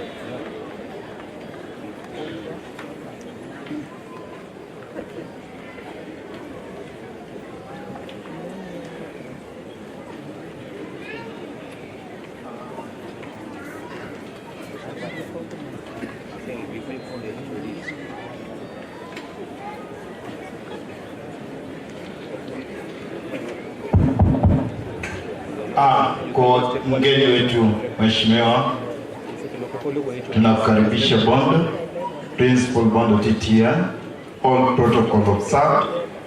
My name is Peter Mbeka. I come from around here, and because of some commitments that Dr. Guru could not avoid, they have just sent me a text to request me to deliver one or two messages from him. Kwanza kabisa, Daktari Oburu wakati alikuwa mbunge wa Bondo alijaribu kabisa kwa upande wa elimu. Ukiangalia Bondo Primary School, ujenzi pale ni nzuri na watoto ni wengi sana. Ukiangalia Nyamira Girls High School, alijaribu kabisa kuhakikisha infrastructure is in place. Go to Maranda. Maranda was not a national school by then, but he made all efforts to improve it. And Maranda became a national school, and it is doing so good in our constituency. By then, we had only Bondo TTC, which is now in Barkowino. For him to convert that institution to university and then manage to build another TTC in Barkowino, Usiku division, it was not an easy task. Naposa akajaribu tena tukapata KMTC Bondo, na mtoto wake ambaye alijenga lakini aliacha kama ijefunguliwa ni Bondo TTI. Kwa nini daktari alikuwa anafanya ujenzi ya vyuo ya elimu? Alikuwa anaangalia kwamba ukitoa mtoto Bondo kwenda Nairobi au town zingine kutafuta elimu, kwanza utarent nyumba, pili utakuwa unamlisha, ni kama uko na familia nyingine huko, kuangalia maslahi yake na bila naizi. Lakini ikiwa kuna chuo karibu kama sasa Bondo TTI, daktari alikuwa anaona mtoto anaendesha baiskeli kutoka Rarieda, anakuja hapa, anasoma, anarudi nyumbani bila wewe kulipa house rent and other things. Daktari alikuwa anaangalia tukiwa na university hapa, kuna watoto werefu kabisa na wazazi hawawezi kujimudu kuwalipia kuishi Nairobi, kuwa pale Nairobi University or other universities. So a child can move from home to institution na anasoma na ana graduate jinsi hao wamegraduate. Amesema ni washukuru ukoo wa hapa Kakuli clan through the then councillor John Abeta Orongo ambaye alikuwa anatuwakilisha pale kwa local authority. Haikuwa rahisi kupata ardhi, lakini tukiketi kama jamii na tukasikizana. Kulikuwa na primary school kitambo hapa, hao watoto walienda, siku hizi wako iko primary school pale chini, ili hii chuo iwe hapa. Na kwa kazi yake Dr. Oburu alijaribu akatafuta ardhi na hii eneo ikapanuka, na serikali ya Kenya ikakubali kwamba hii chuo iwe hapa. Kwa hivyo Kakuli clan through councillor Abeta Orongo tunawashukuru kabisa. na wengine kama huyu mwenzangu yuko hapa. Please, just wave. Kulikuwa na miti na kanisa ndogo hapo, tulikuwa tukikutana hapo tukijadiliana jinsi tunaweza pata ardhi ili hii chuo iwe hapa. Kwa hivyo Dr. Buru anasema hivi, kwa wale ambao wanahitimu kutoka kwa hii chuo, tafadhali anaomba kwanza, kama fundi uwe mwaminifu. Fundi ambaye anatengeneza gari, ukiwa mwaminifu, mwenye gari ataleta gari garage, akuachie gari, unampigia simu ni kitu fulani ndio mbaya, anatuma pesa, you buy the right thing and the quality thing, ambaye hautamuibia kwa njia ile yoyote, ili upate wateja wengi. Dr. Buru anasema wale ambao wamehitimu hapa, mwende mfanye kazi bora, quality work, ili mpate market. Siku hizi ajira kwa ofisi imekuwa ngumu, na ndiposa alifikiria kuanza chuo kama hii. Sitaki kusema mengi kwa sababu nilikuwa nimetumwa tu. Unajua ukiwa umetumwa haufai kuongeza zako. Wale ambao ni wageni Bondo tumewakaribisha kwa niaba ya senator, na tunasema hata ukimaliza Jaramogi Muzili yuko hapo juu, una turn to left ukifika town, unaenda university, then Jaramogi Muzili uone mahali penye tuliweka mzee. Otherwise, feel welcome, feel happy in Bondo, na Mungu awabariki. Asanteni sana. Thank you very much. Now let's have the representative of the governor, Dr. Tumba.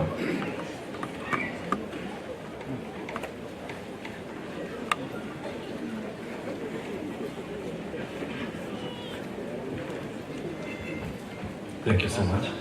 I hope you don't mind me speaking at your back. Madam Guest of Honor, all guests and all protocols observed. Before I make my 2 sentences of a speech, allow me to introduce my 2 colleagues who sit in the County Executive Committee of Siaya. We have Waziri Angeline Oduor. Angeline is the Waziri in charge of tourism. And we have Waziri Maurice Makorege. Makorege is in charge of lands. On my part, I am Dr. Edgar Otumba. I'm in charge of education, youth affairs, gender and social services. County government and national governments work in harmony, and we are happy to be associated with this institution. Congratulations, Bondo Technical. Congratulations, the graduates. After this, you'll now become graduates. And when you become graduates at the county government of Siaya, we have 30% of employment opportunities for youths. So that is an assurance that when you live here as graduates, there are numerous opportunities in Siaya. But I also wish to caution that as a technical institution, we encourage you not to be job seekers, but you become job creators. Finally, Madam Guest of Honor and all the guests, welcome to the County of Legends. Siaya is a county of legends, and receive all our greetings as a government led by none other than His Excellency Senior Counsel James Andre Orengo. Thank you and God bless. Thank you very much. Now let's have the business representative, Joost.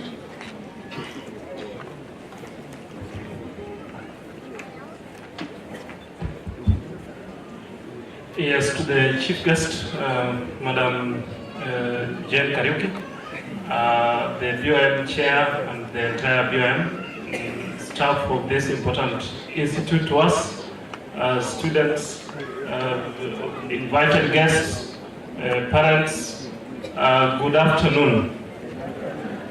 I'm Dr. Eric Okuto, Dr. Gokuta is the Directorate of TVET Institute.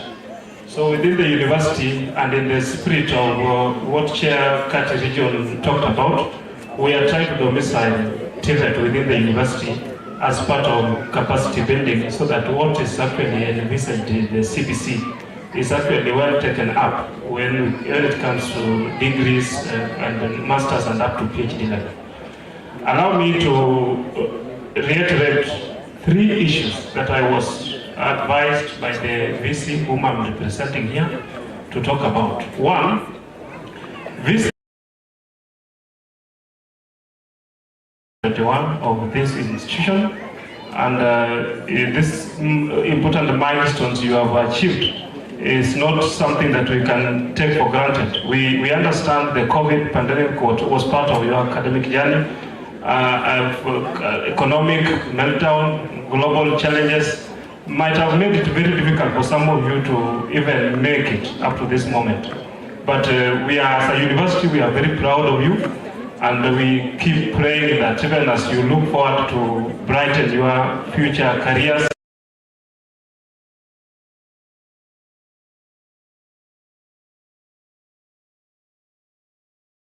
activities that we are implementing together. The second item, I was advised to appreciate and congratulate the BOM. For us to get up to this point is not easy. The chair and his team, they have been doing a wonderful job from the speeches we have got, and that if all is well, Madam PS representative just has a strategic plan that runs from 2022 to 2026. And in the current strategic plan, we envisage a number of activities that, without having BTTI as a national polytechnic, will not be realized. So VC is concerned that if there is anything that is humanly possible from the ministry and especially State Department of TVET, then with the milestones and many others, this institution could be considered to be one of the national polytechnics in this important county. And the third issue that I was advised to talk about is the MOU and the partnership that we have. And in the partnership, we have 3 issues. 1, we have something good to students and graduates who are part of this important occasion. JUST has had to do what we call credit waiver policy as part of the MOU between us and Bondo. And in the credit waiver policy, we are looking forward to receive graduates from BTTI at 2nd and 3rd year, depending on how auditing of your course units will take. This is something that we are really keen on. We have done a number of things together, and when a principal talked about a proposal that is almost getting funded towards to the tune of 50 million, we are looking forward to breaking news by the end of this week. And to the CATI chair and the principals, VC actually reminded me to let you know that as a university in this region, we are very keen on capacity development. And because of that, through the directions of TVET Institute, we have technical programs in education, and we have an MOU that is coming up with the Kenya School of TVET. So that even the TVET graduates who are here, or graduates to be, could actually find their way back to the university to become technical trainers by going through certain pedagogical training skills. And so we are looking forward, in the next 1 year or 2, we are looking forward to a bachelor degree in TVET, a master degree in TVET, and a PhD program in TVET. So that this university can actually contribute significantly to the well-being of its people. TVET, university emphasizes, TVET is not about diploma and certificate. TVET is about pedagogy, the methodology in terms of training, the way you pass that message to the trainee. So we are looking forward to a time when everyone will appreciate that you can be a PhD student, but actually a TVET student. You can be a master student, but a TVET. So that's something that we are keen on. And finally, we are looking forward to partner with many other institutions in the region.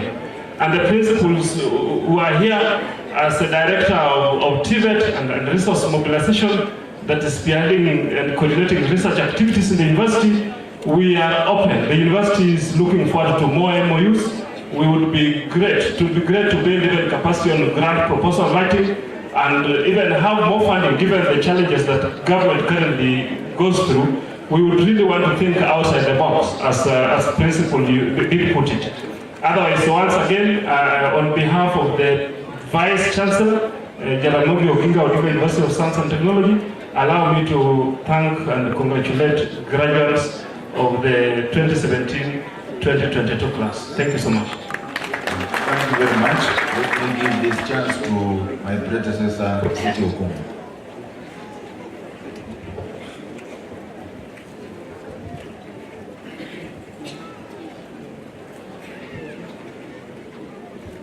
Good afternoon, Madam Guest of Honor,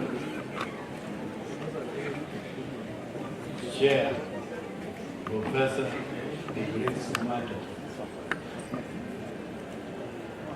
the Principal, and where is the moment? Oh, you are there. I must recognize you in a very special way. And many others who are here. I know time is now not on our side. I'll try to take the shortest time possible. But there are a few things that maybe I may need to refer to. First of all, I want to tell you that I come down from the lake here in a place called Nyaguda. So from here I just walk home. Another thing, I have one of the people who have taken the longest time in technical education at the higher levels, beginning from the lower levels. So I know about technical education inside and out. That is what they refer to.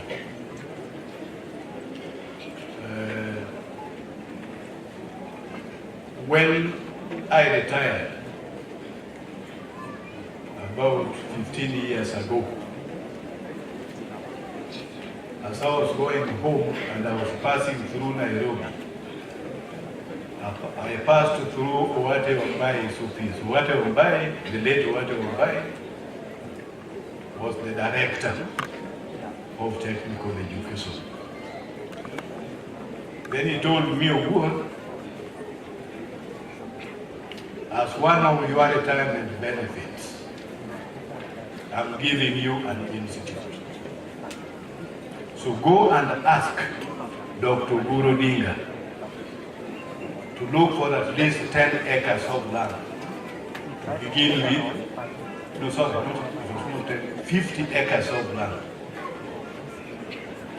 And then we'll give you an institute. So I went to Dr. Guru and I told him that. Go and get 50 acres of land and we get an institute. But at that time, there's somebody here, Enos, another Enos, stand up here. Enos, were you a permanent secretary or they were calling you education secretary? Education secretary, that is the next to secretary. Enos also comes from Gotabiero here. And he was there with Owate Wambai. And he was also telling Owate Wambai, these 13 institutions that we are building, give us one. And Dr. Guru became very cooperative. Incidentally, he was also the assistant minister of finance at the Ministry of Finance. So that is how we got this institution. And so this institution is at our heart. Even though I was not at the ministry, but I supervised the building of this institution because we wanted it to be something that we lacked. so Sawanda and the company and any other person will come here even after you. You must know that this is my retirement benefit. And if by producing these students, the 1,000 that we are graduating today, then I know I have got my retirement benefit. So I'm very happy and even for the students that you have succeeded. The graduation may have delayed. As Omondi said, we expected to be the ones to have the nation ceremony, and we should have been the ones to have it. But there were circumstances, like the COVID thing, they grew to the level which we needed, and also the devil that came here. I don't know where that devil came from, but I wanted to say the next thing I wanted to say. Mondi, you said it, but I think if I said it on your behalf, it becomes very clear so that Kenyans say things very right. I was the chairman of the board, and I was the one who would have kicked Mondi away, but I did not kick him. Because I knew the job he was doing. Like during my time, and Professor Simato was there with me. There was no time that we suffered short of resources because that money was lost. This money that was stolen by the devil, that some of you know, how it came, I don't know, because Umondi did not even know that money that was being talked about. I don't want to go into other details.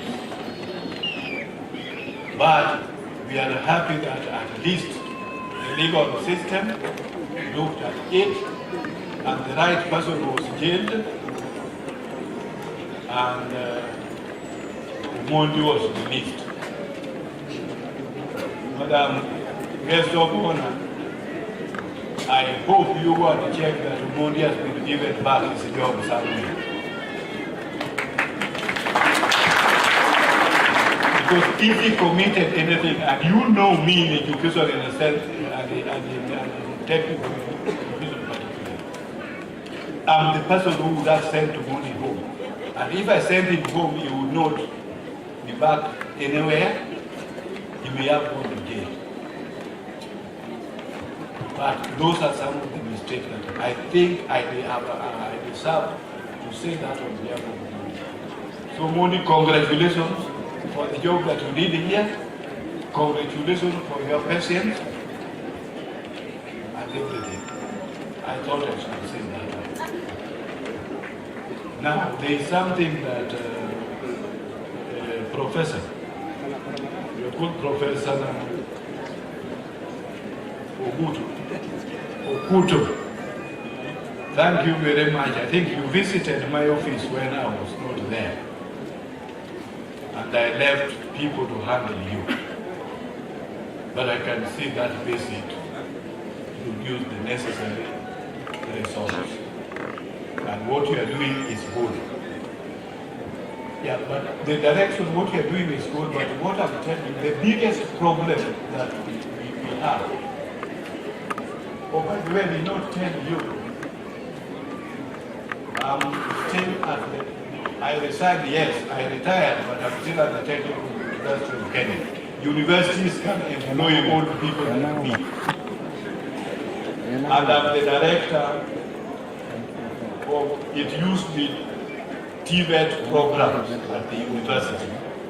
But now it is widened, it's TVET strategy and development of the Technical University.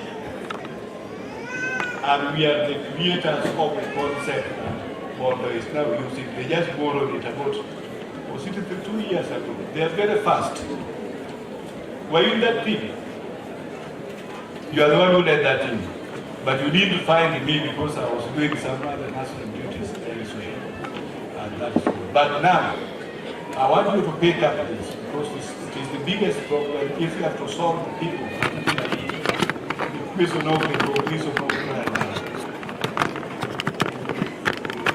Most of the deans and the universities do not know what a diploma is. That's the biggest problem. They do not know that some diplomas are stronger than some degrees. So the approach that if you have a diploma or if you have another qualification, you go and join the third year, the fourth year, or whichever the first year. That is what is wrong. Because,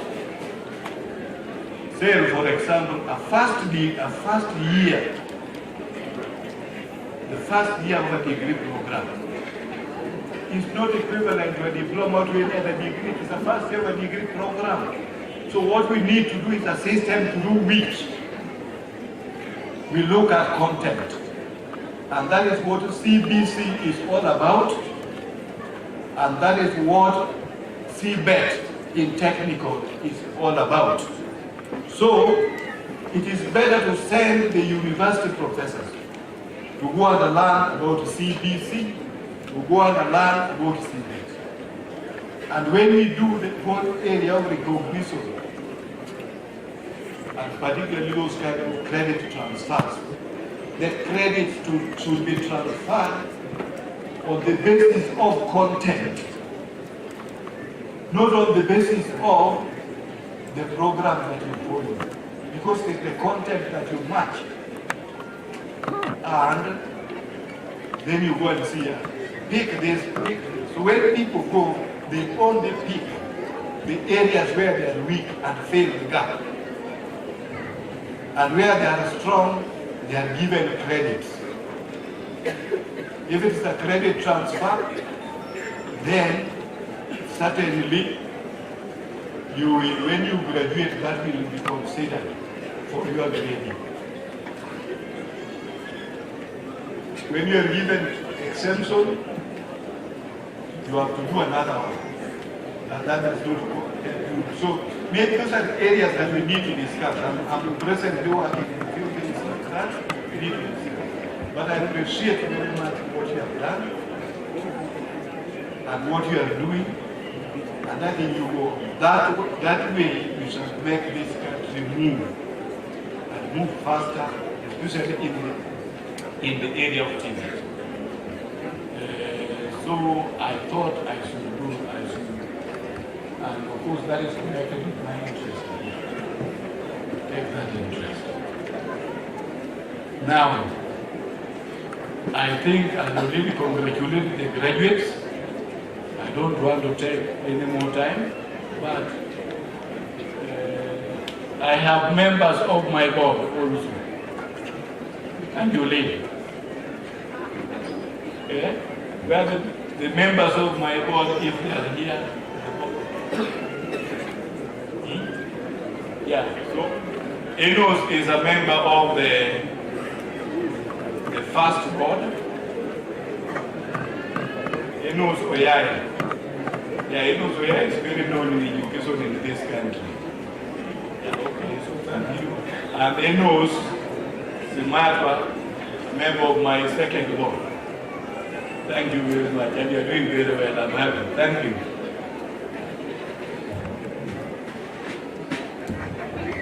Now, thank you very much. We are moving on well. I would like to ask all of us to be patient, and we are going to move very fast so that we actually conclude our ceremony. I would like to take this opportunity to introduce the current board members who have made this day a great success. And they will simply have to introduce themselves, and then I make my very long speech, which is here. I'm starting with the nearest to me, the board member, and the newest. Thank you, Chair, and the guest of honor, Madam Jen Kariuki, the board chair, the old and new board members, the Deputy County Commissioner, the graduates and everybody. Good afternoon. My name is Kennedy Gerardo, and as the board chair rightly says, I am the newest member of this board, and I'll be coming back when the board chair will give me an opportunity. We canvass a lot of things as the board, but before I say Mr. Board Chair, allow me to just say one thing.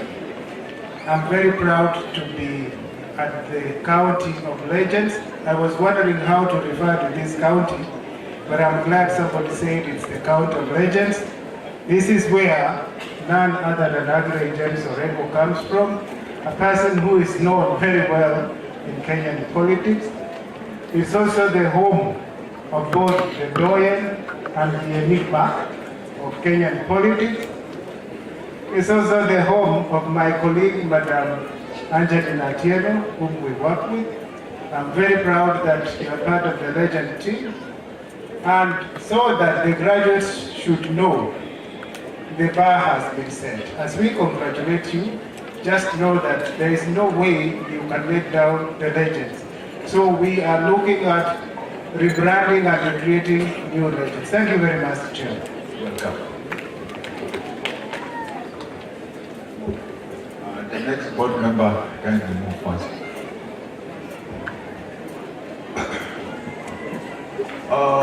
My name is Benjamin Frederick Odiamo, board member, Bondo TTI. I'm also an advocate of the High Court of Kenya. Thank you.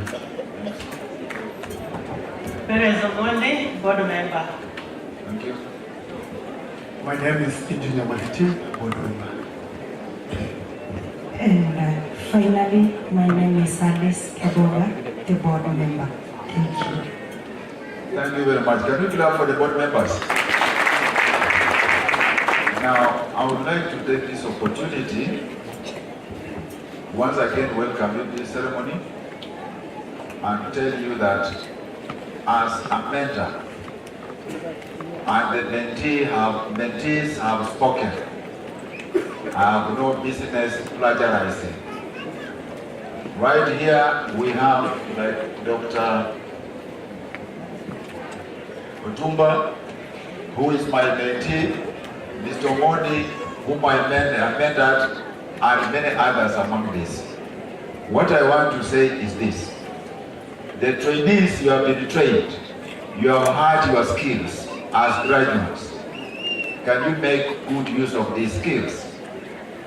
To the trainers, can you also continue improving on your skills so that you continue getting excellent graduates?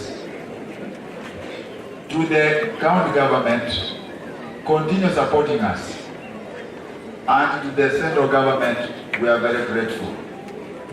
Chief guest, we are very grateful for you to have come to grace this occasion.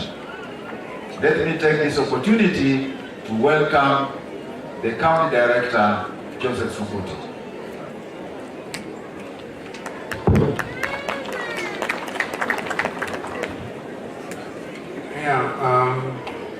Thank you, Chair and Board. Guest of honor, Madam Pierce, State Department for Tibet, represented by Deputy Director Jane here, all the distinguished invited guests, the Chairman, Kati Lake Region, the Chairman, Board of Governors and members of the board, all the principals and deputies present, the host principal and his deputy, the graduates and continuing students, parents and guardians, ladies and gentlemen, good afternoon. Part of what I used to say is contained in this book. I'm looking at the time and I'm looking at the temperatures rising outside there. Therefore, I wish to say this to the graduates.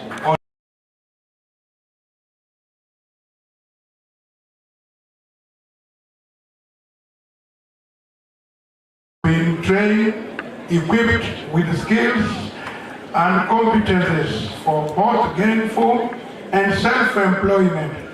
So, go out and serve society. To serve, you need to be strong in body, mind, and character. Your contribution in meeting the needs of the society will be determined by your ability to innovatively create solutions that lead to economic growth. So go and perform. We wish you well in all your undertakings. God bless you all. Thank you very much.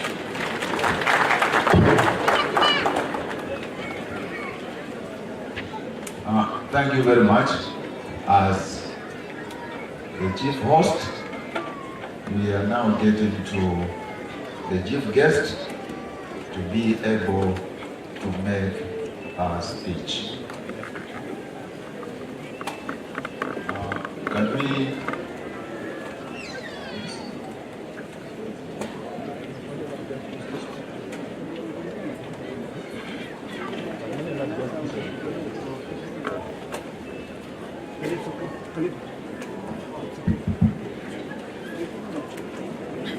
welcome? Can we welcome her? Thank you very much. I think all protocols observed. The representative from Jaramogi Oginga University, representative from the governor, from the senator, the deputy commissioner, the BOG chair, the members of the board, the principal of Bondo TTI, the county principals present, and the clergy, Siaya County, Equity Bank representative, graduates, distinguished guests, ladies and gentlemen, good afternoon. I'm here to represent my peers. I do not take it for granted. I know that it is by the grace of God that I have come to represent her. I will read her speech, but before I read, I would want to just stress on a few points. There are few people who have talked about the quality of the services that the graduates that you are going to give out there. Most of the time, we tend not to take the foodies that we get from anywhere because we don't know the kind of quality work that you are going to do. So for me, I would say that with the skills that you have, ensure that you do for your clients quality work, and number two, be trustworthy so that you can be able to move to higher heights. Those are the two issues that I have seen that with the people who are already having skills, they are not taking into consideration. Doing quality work and ensuring that you are trustworthy. So now allow me to read my peers' speech. It is with great pleasure that I join you to mark the first graduation ceremony of Bondo Technical Training Institute. I take this earliest opportunity to congratulate the 1,240 graduates, their parents, guardians, and sponsors for the sacrifice made in the pursuit of this noble cause. To the graduates, this event marks an important milestone in the development of your career.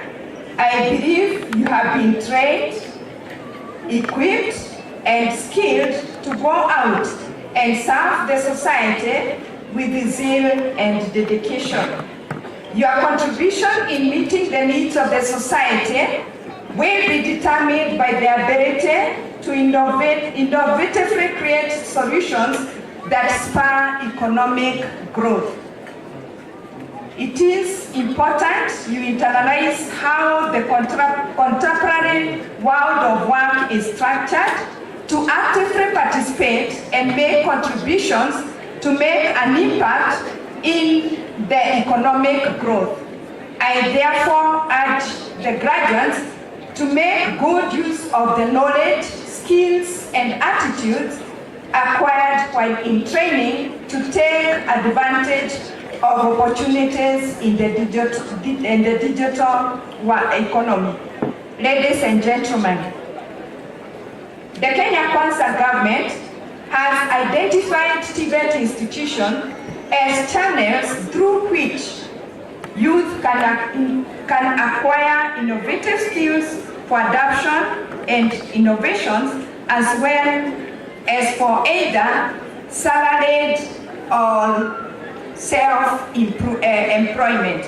In collaboration with the ICT Ministry, we have been launching the Jitume centers in a number of TVET institutions, and Bondo TTI is one of them. We have been to that lab. We have seen the computers, they are connected. I'm told that the internet is available and power is there. So once it's opened, you can still come back and use the facilities that are there, that you can do the jobs internationally so that you can be able to earn your living.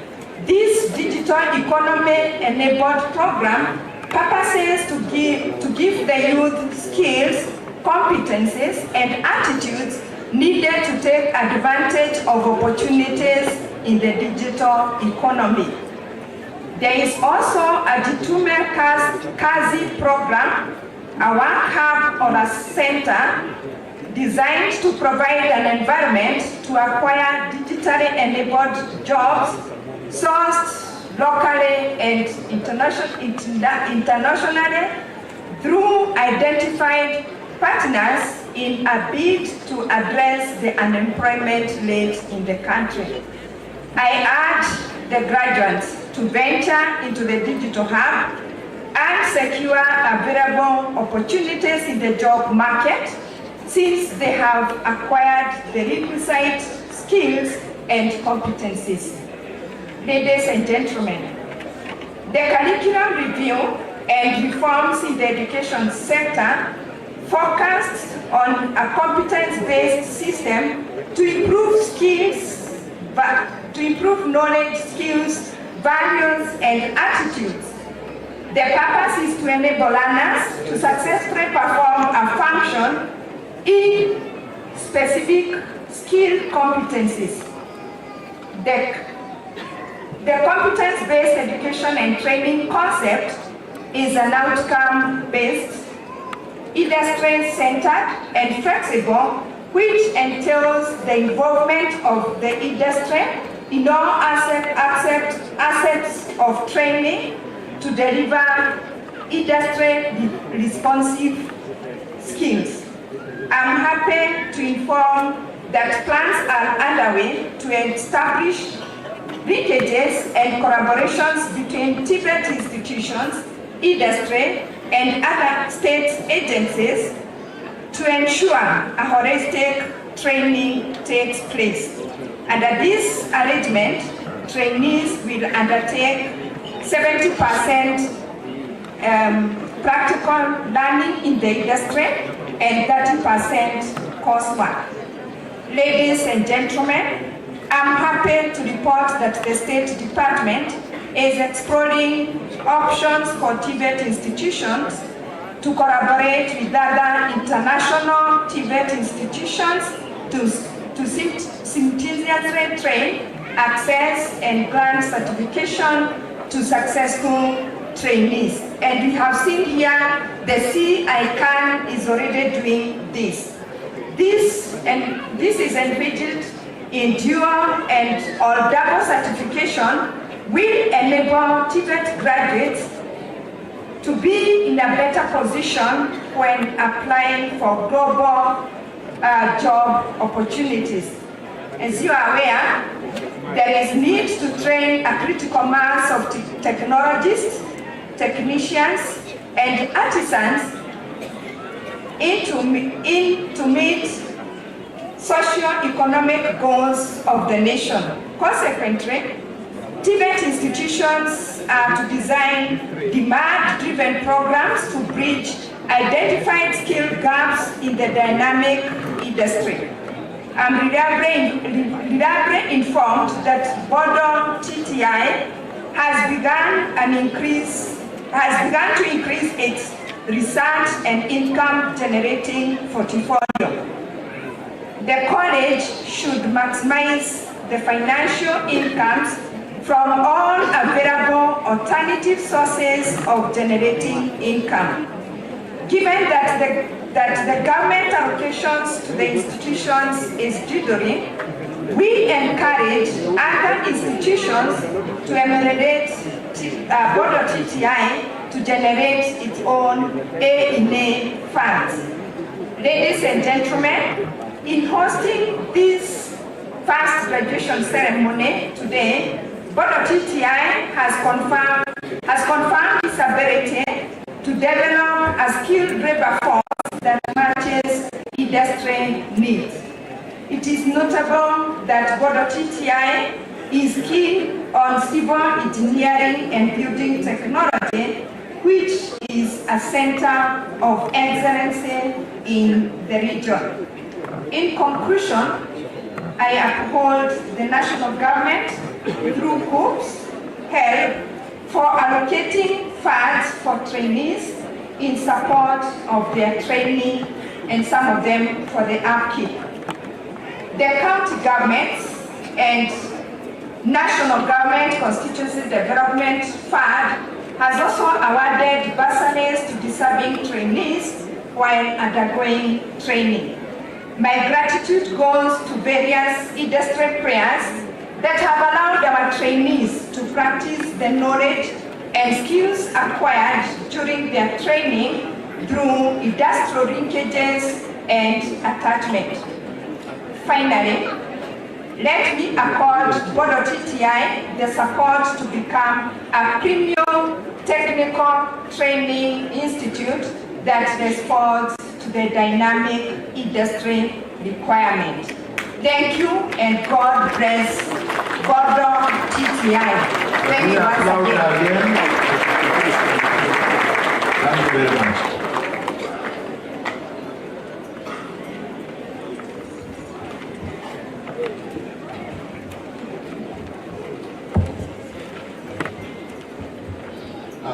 Thank you, Madam Chief Guest. We are now getting towards the end of the program, and this is actually the main reason why we are here. And I'm glad you have been patient to listen to the speeches.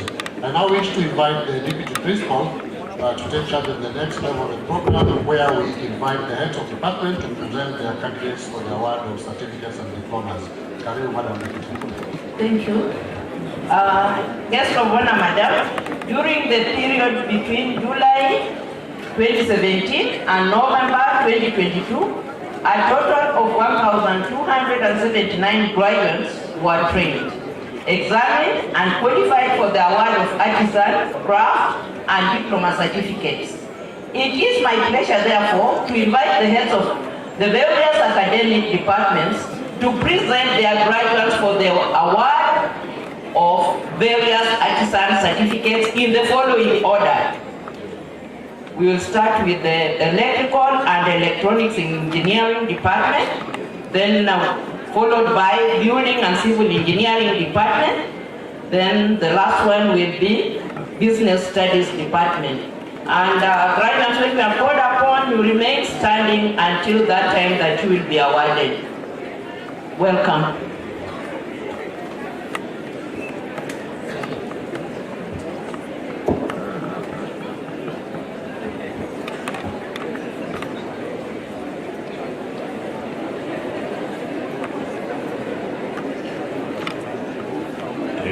Thank you.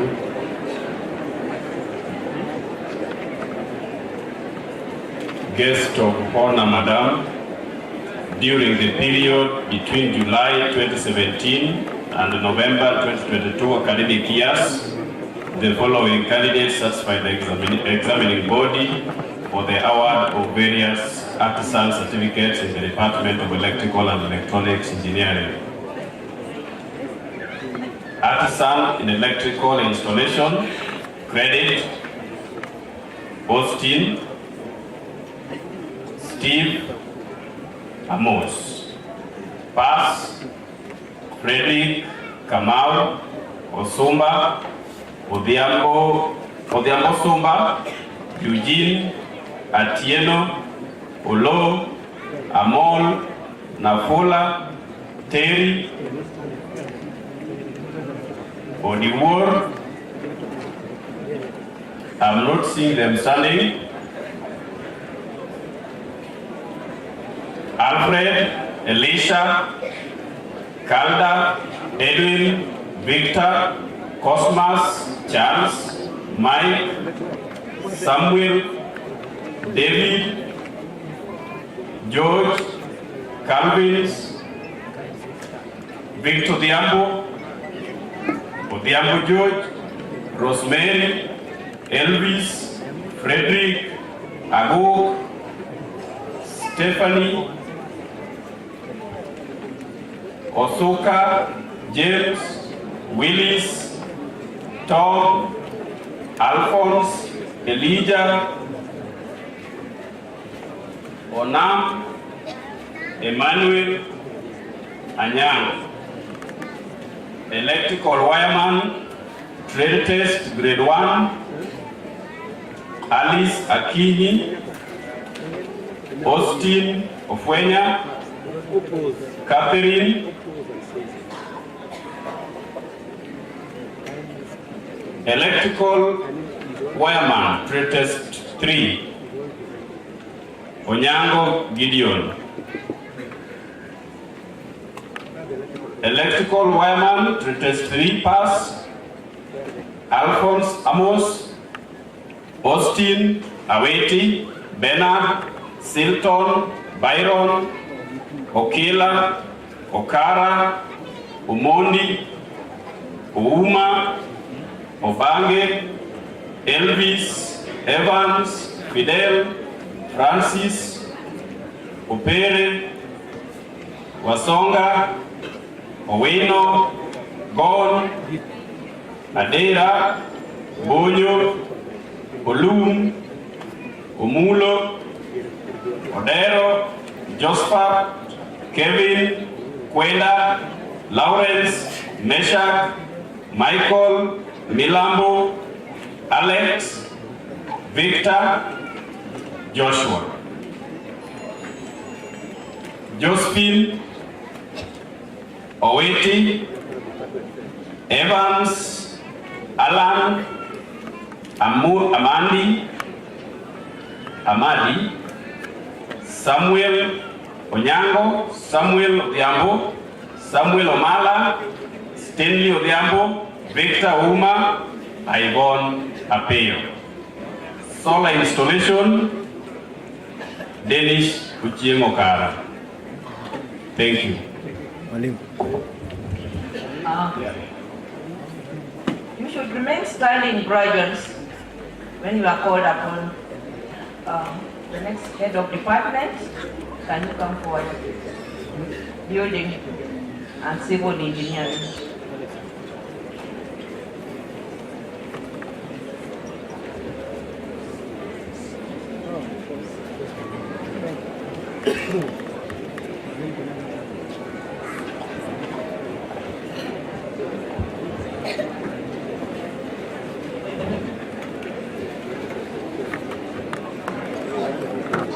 Guest of honor, Madam, during the period between July 2017 and November 2022 academic years, the following candidates satisfied the examining body for the award of various artisan certificates in the Department of Building and Civil Engineering.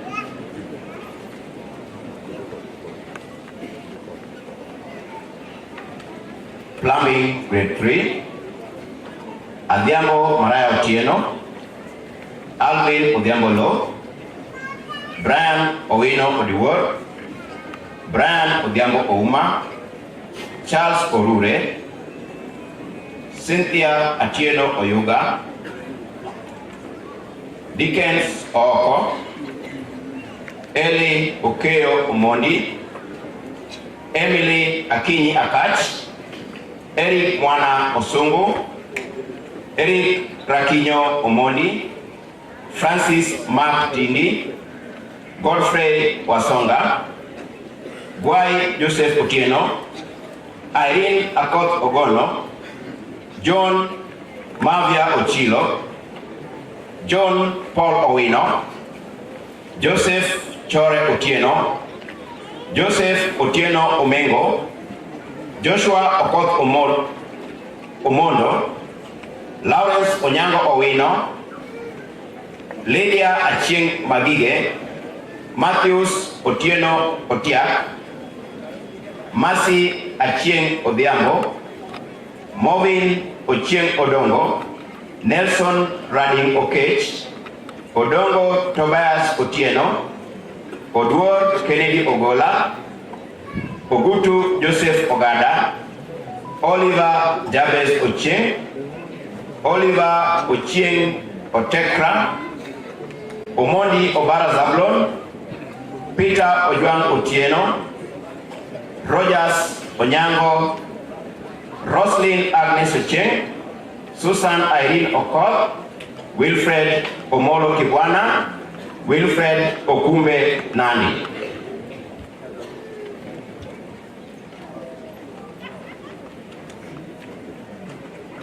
Trade test in masonry, grade 3.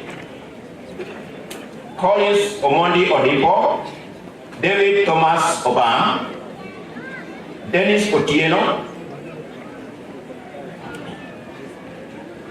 Dennis Otieno Akelo. Or to save on time, I will go by the first name. Surname, okay, surname, thank you. And number 4 now, we have Ochieng, Owino, Okwach, Otieno Amoth, Otieno Okech, Amimo, Odhiambo, Moli, Opio, Ojuaka, Otieno.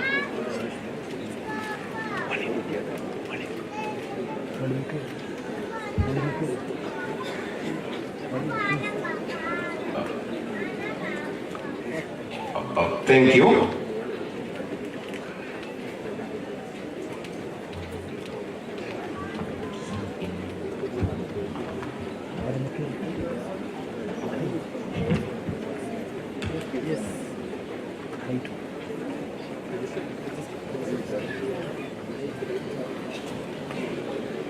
Thank you. Action in plumbing with credits. Adhiambo, Owino, Atieno, Okech, Kibue, Odhiambo, Otieno, Omondi, Atieno, Onea, Oyugi. With pass, Ndia Savia Ochieng. Action in masonry. With pass, Owino, Ooko, Okech, Owino, Pambo, and finally Onyango. Thank you. Thank you. I now want to call upon the HOD business owner to present his graduates.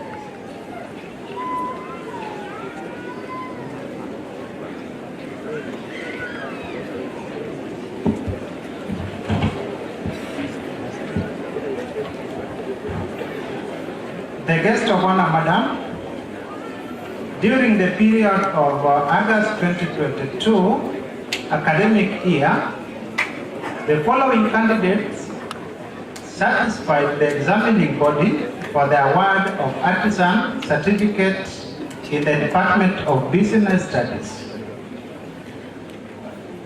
Hairdressing trade test 3. Number 1. Beryl, Daisy, Darlene, Doris, Doreen, Emily Award, Emma, Eunice, Adhiambo, Eunice Atieno, Florence, Atieno, Florence Award, Akop, Judith Atieno, Judith Award, Lavin, Macrin, Melda, Anyango, Verit, thank you.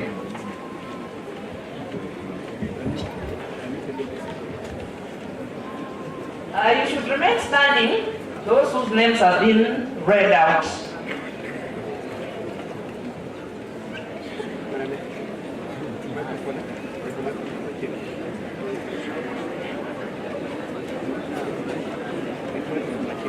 Please, graduates, those whose names have been called, remain standing. You have not been awarded the certificates.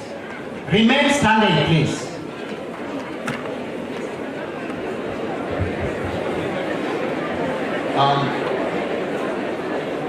We are waiting for the award of the artisan certificate, but as we do so, I wish to recognize the presence of some of our colleagues who arrived a little late.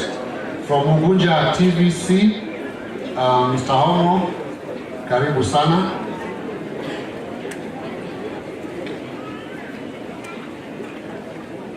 A few more. Honorable Dora Ochieng, Honorable Alice Odhiambo, Honorable Emmanuel Okoria, MCF all the way from Kapenguria, thank you for coming, and Julio Keno and MCF Siaya, karibuni sana. Our graduates, please remain standing as the citation is read.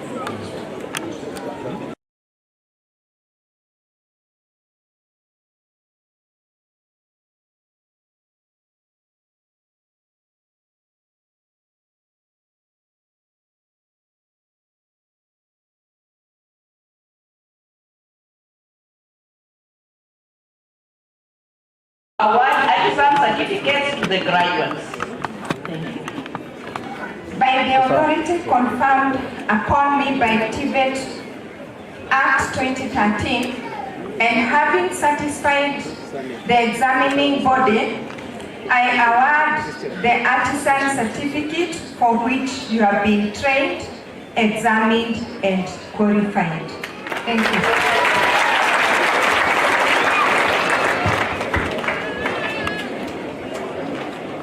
Graduates, congratulations. Now you are now graduates, you can take your seats.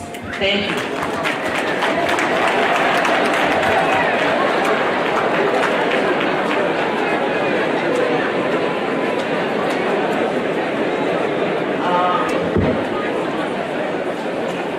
Guest of honor, madam, allow me again to invite the heads of the various academic departments to present their graduates for the award of various craft certificates in the following order. The first one will be Information Communication Technology Department. The second one will be Liberal Studies Department, followed by Electrical and Electronics Engineering Department. The fourth one will be Business Studies Department, and finally, Building and Civil Engineering Department. Heads of department concerned will come in that order. Thank you.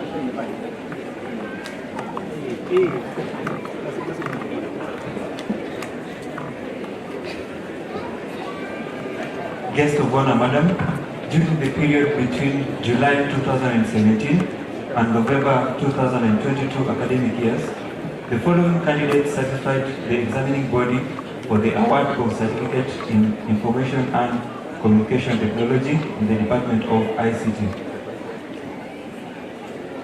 Credit: China, Kanuna, Karanja, Kuyabi, Mutua, Ochieng, Odhiambo, Omolo, Otieno, Ronald.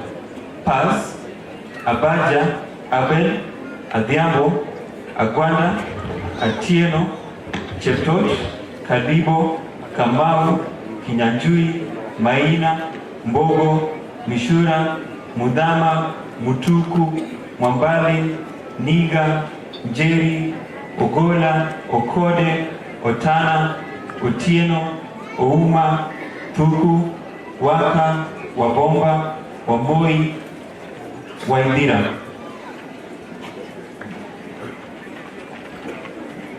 Setodi, Legal Studies.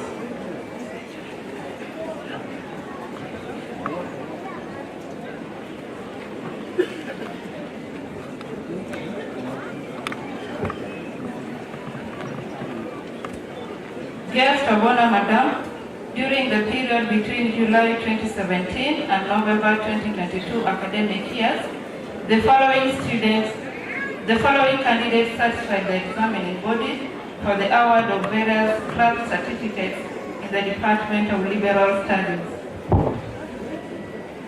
Distinction: Achieng Sisiabel Onyango, Adhiambo Emily, Akinyi Lilian, Akof Joyce Onyango, Akinyi Beatrice Otigo, Angeline Atieno Odiwog, Awino Pesila Odedo, Award Emily, Award Pauline Anyango, Caroli Otieno, Christine Auma Ochieng, Unita Auma, Meresa Akof, Ochieng Agola Mori, Olwach Monica Oyugi, Omondi Achieng Nancy, Ooko Atieno Faith, Rashid Awino Zainabu, kindly stand up.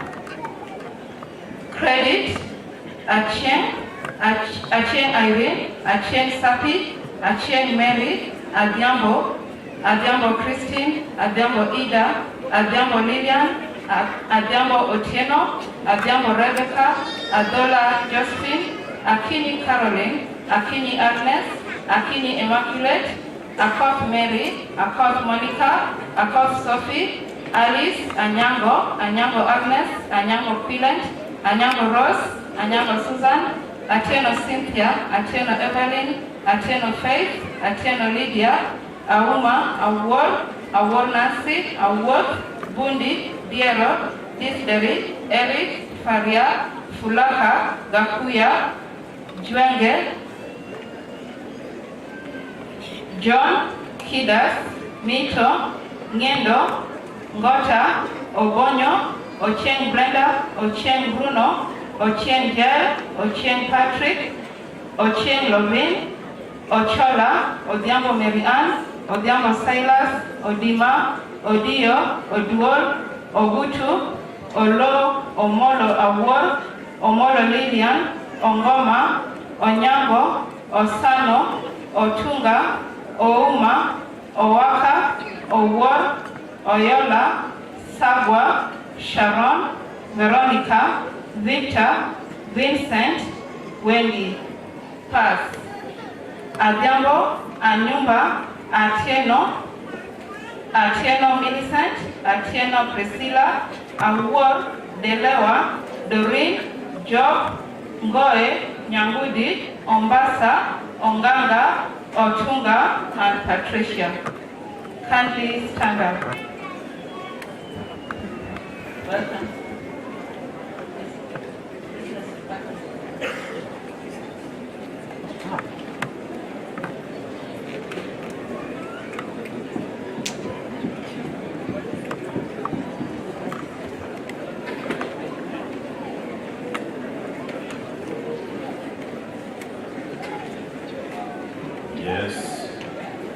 Guest of honor, Madam, during the period between July 2017 and November 2022 academic years, the following candidates satisfied the examining body for the award of various craft certificates in the Department of Electrical and Electronics Engineering.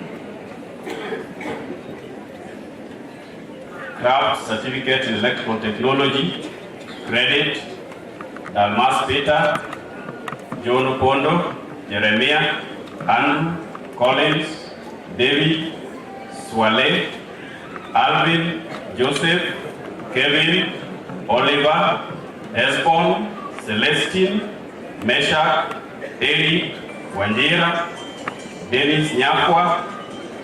Pass. Abonyo, Alois, Akida, Kevin, Olo, Oweno, Atieno, Magwa, Paul, Juma, Monyancha, Ugola, Naliaka, Njambi, Kirira, Raymond, Edwin, Silas, Geoffrey, Maina, Wafula, Patrick, Priska, Mwaringa, Jara, Nicholas, Ondago, Willis, Agri, Levis, Marvin, Brian, Collins, Uchien, Bernard, Robinson, Samson, Francis, Blasio, Jagger, Ogueno, Alvin, Calvin, Martin, Joshua, Boniface, Kennedy, Willis, Polycarp, Ohola, Javan, Owaka, Bob, Walter, Stanley, Cosmas, Kipleting, Rigobert, Kevin, Vitalis, Ibrahim, and Kariuki. Thank you. Thank you. Mrs. Department.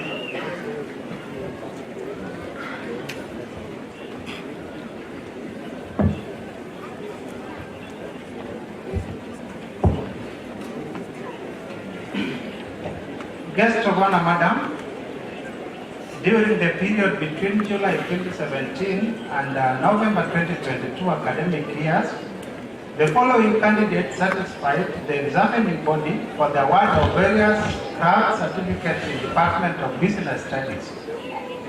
Certificate in Human Resource Management, Credit, Eunice, Gillian, Ooko, Utieno, Vet, Were, Pass, Oduwar, Certificate in Business Management, Credit, Ogutu, Olwach, Achieng, Angawa, Atieno, Otieno, Rapudo, Vivian. Certificate in Supply Chain Management, Credit, Adhiambo,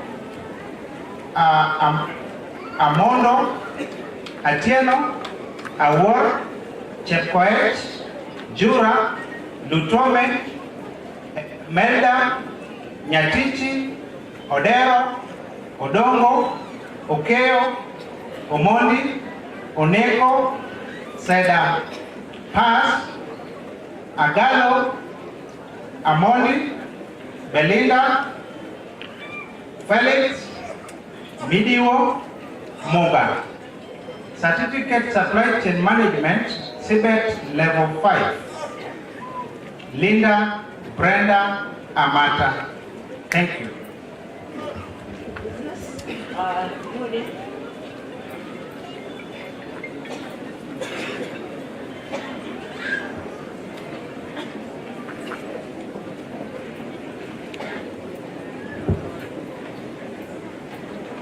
Guest of honor, Madam, during the period between July 2017 and November 2022 academic years, the following candidates satisfied the examining body for the award of various craft certificates in the Department of Building and Civil Engineering. Certificate in Building Technology, Credit, Aol, Cosmas, Ochieng. Ogola, Omondi, Omundo, Onyango, Otieno Jacob, Owaga, William.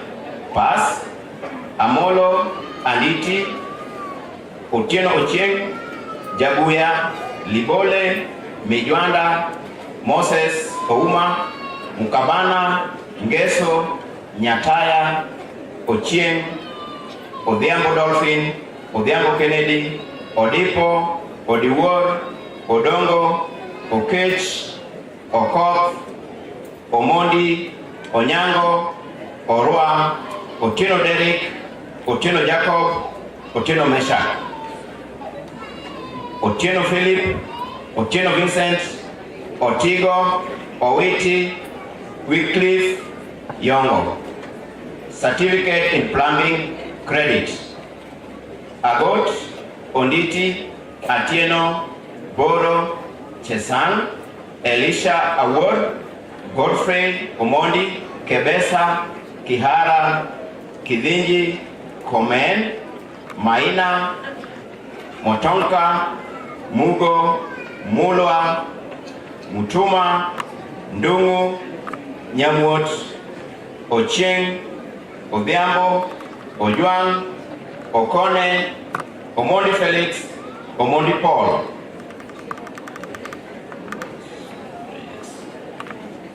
Onyango Collins, Otieno Bernard, Otieno Eric,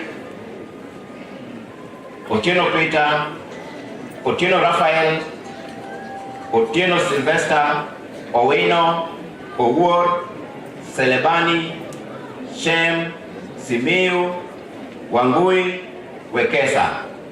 Pass. Abraham Ochieng, Achieng, Adhiambo, Adhiambo Lydia, Akede, Akinyi, Akinyi Quinta, Alfred Onyango, Barasa Simiu, Cheriot, Gasheru, Gachuki, Gidhevia, Gidhinji, Gidhinji Kelvin, Joseph, Bilpang, Juliet, Otieno, Kadundo Malala, Kagwanja Wanjiru. Kevin Otieno, Kipngetich, Kiptanui, Korkot, Malovi, Mbugwa, Mida, Muroki, Mwendo, Nganda, Njagi, Njuguna, Nyaga, Ochieng, Odhiambo Edwin, Odhiambo Rogers, Odhiambo Silas, Odiere, Odiwuod, Odoyo, Oginga, Okelo, Okoth Daniel, Okoth Winsley, Ombeo, Omondi, Christabel, Omondi Gilbert, Omondi Nancy, Omoro, Ongio, Onyango Bernard, Onyango Felix, Onyango Musumba, Onyango Jane, Otieno, Otieno Abraham, Otieno Festo, Otieno Franklin, Otieno Kevin, Otieno Milka, Otieno Paul, Otuori, Owiti, Stephen, Wafula, Wambua, Wangura, Wanjiku, Wanyonyi, Samuel. Certificate in Land Survey. Credit.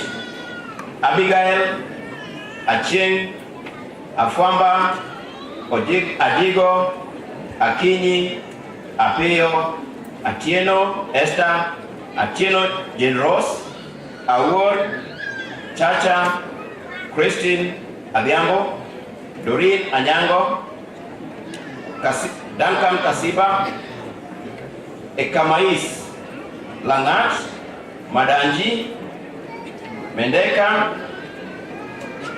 Ochieng, Odhiambo Isaac, Omungi, Otieno, Ouma, Quinta, Salaon, Vincent, Wameyo, Yator. Pass. Adhiambo, Akop, Alo, Atiang, Awino, Edward, Otieno, Juma, Marceline Atieno, Murangiri, Okelo, Okop, Onyango, Felma, Yogo. Certificate in road construction. Credit. Abokam, Akinyi, Collins, Cynthia, Mwita, Odero, Odhiambo, Olo, Otieno, Rading. Pass. Anyango, Kevin, Muyonga, Ondiek. Thank you.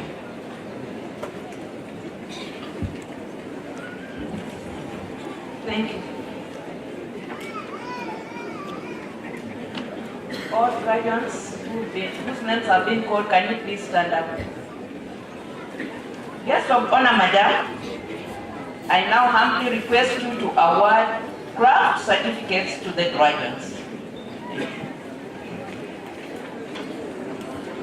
By the authority conferred upon me by the Act 2013, and you having satisfied the examining body, I award you craft certificates for which you have been trained, examined, and qualified.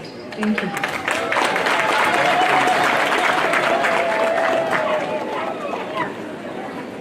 Congratulations to the graduates. You are now graduates.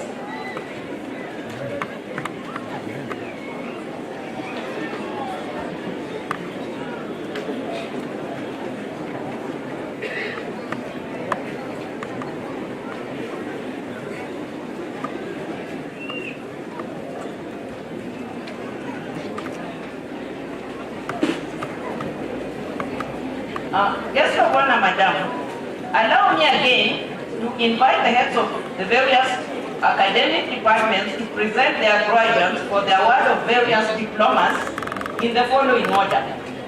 The first one will be Information Communication Technology Department. The second will be Liberal Studies Department. The third, Electrical and Electronics Engineering Department.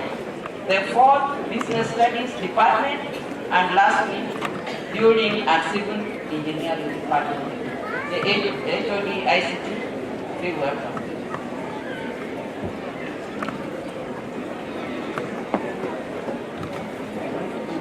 Guest of honor, Madam, during the period between July 2017 and November 2022 academic years, the following candidates satisfied the examining body for the award of Diploma in Information and Communication Technology in the Department of ICT. Credit: Akoth, Anyona, Atieno, Cheriot, Ian, Kuloba, Maina Jackson, Maina George Kimani, Makoha, Mkindi, Moses, Nyakundi, Nyamu, Odhiambo, Omondi, Onyango, Otieno Frank Ngire, Otieno James, Otieno Marcelin, Ouma, Tony, Paz, Akoth, Amos, Anzweni, Atieno, Awiti, Awuor, Daniel, Kanyige, Kipkoech, Kulet, Minyoso, Moyan, Mugweru, Musioka, Mutai, Mutaiti, Mudhui, Obuya, Okoth, Okumu, Omolo, Omondi Lucy, Omondi Bruce, Onjoro, Onyango, Otana, Wangini.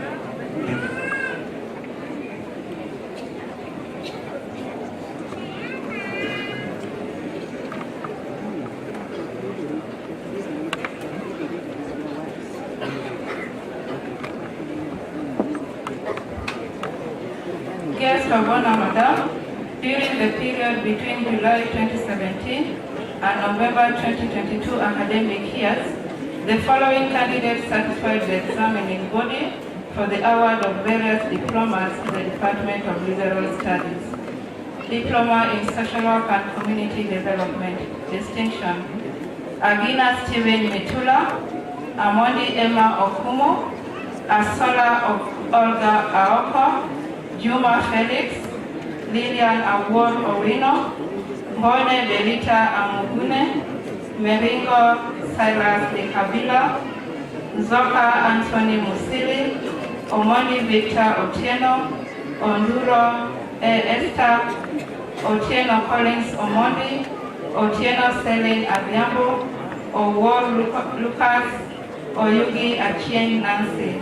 Credit: Adola, Agit, Akini, Akoth, Alwatch, Linda, Alwatch, Onyango, Andeso, Anyumba, Atieno Jane, Atieno Divota, Atieno Colin, Awino, Award, Chitechi, Dolphin, Jole, Juma Janet, Juma Pamela, Kai, Lolwe, Lydia, Nyanuo, Odundo, Okech Ansha, Okech Evelyn, Orlando, Olwatch, Omolo, Ondiek, Onyango, Onyoki, Opio, Otieno Irene, Otieno Duncan, Otieno Lucy, Ouma, Owo, Oye, Sewe, Sheila, Volemi, Pass, Abiambo. Thank you.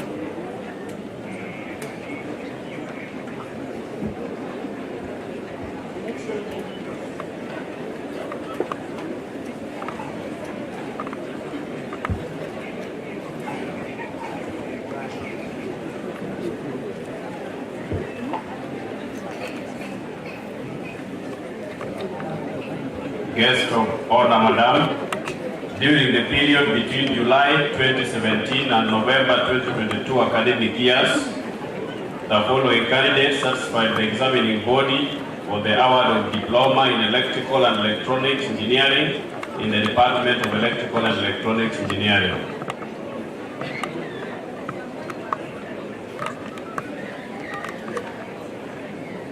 Diploma in Electrical and Electronics Engineering, Power Option, Credit, Atikomo, Caxton, Eric, Kapaito, Kimaio, Kitetu, Masinde, kindly stand up.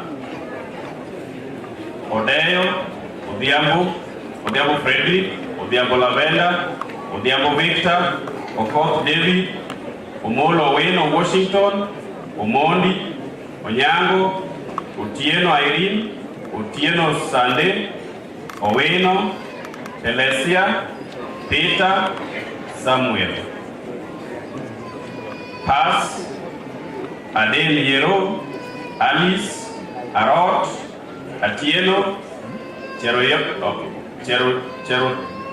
Cherutoi, Chiuri, Francis, Gomba, Harrison, Kariuki, Kibeti, Kipto, Kiragu, Makoha, Manyara, Mito, Morara, Mumbi, Musioka, Mutemi, Mwendo, Joroge, Obara, Ochola Jun, Ochola Victor, Odhiambo Geoffrey, Odhiambo Jacob, Odoyo Collins, Oduor, Olo, Omenge, Omondi Collins, Omondi Peter, Opio Morris, Opio Silas, Otieno Mary, Otieno Masi, Otieno Ouma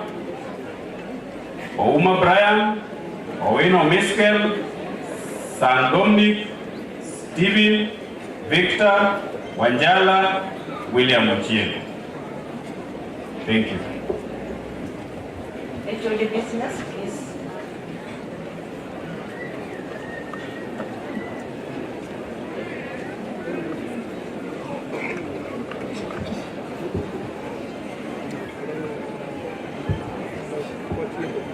Guest of honor, Madam, during the period between July 2017 and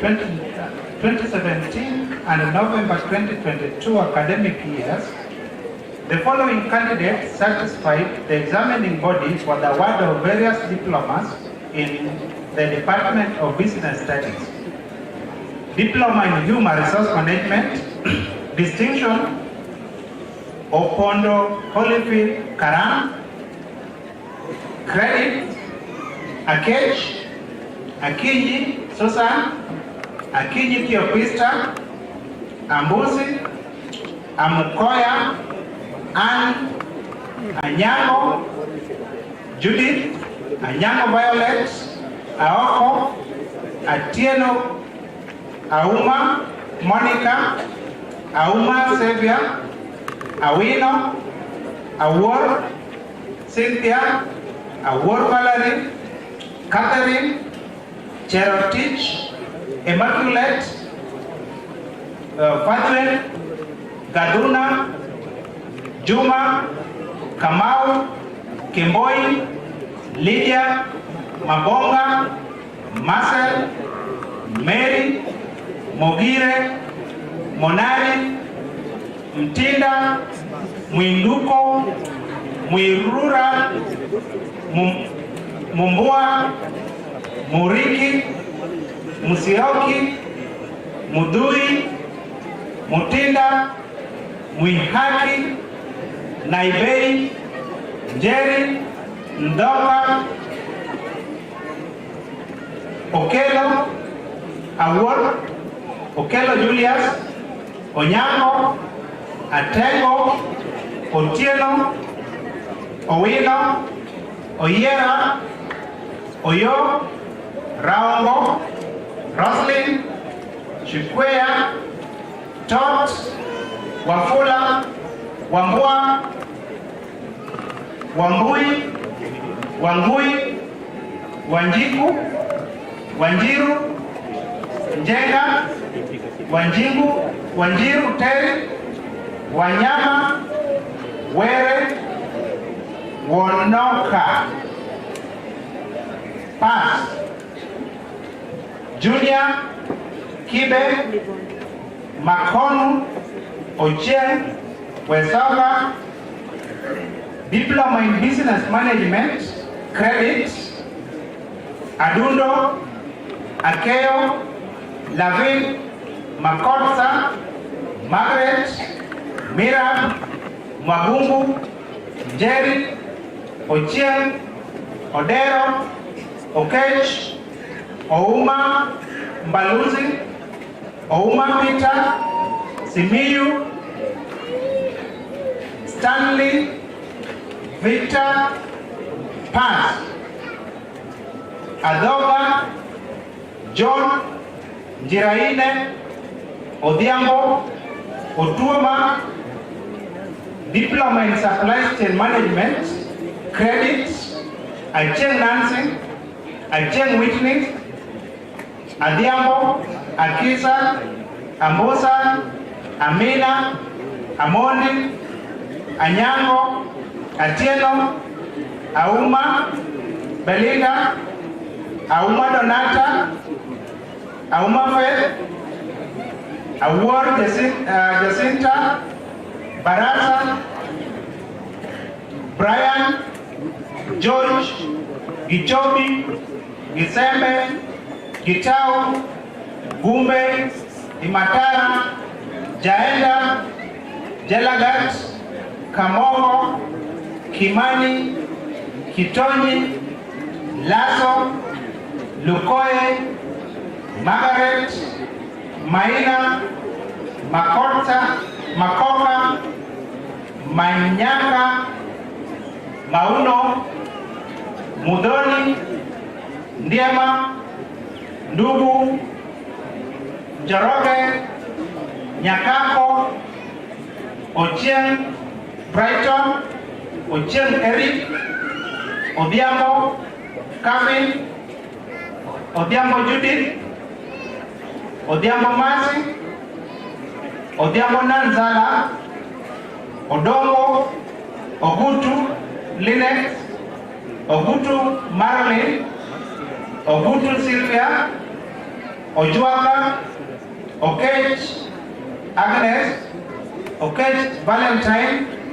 Okeyo, Okoth, Olwach, Omondi, Oole, Orina, Otieno Cynthia, Otieno Judith, Otieno Odiowor, Ouma, Awino, Oyuga, Puyol, Randa, Seda, Wanjiru, Wanyama, Wanyonyi, Paz, Abaja, Abonyo, Akinyi, Akomo, Anyango, Angele, Anyango Morin, Atieno, Owino, Awor, Bakoya, Kiboi, Obingo, Ojua, Oketo,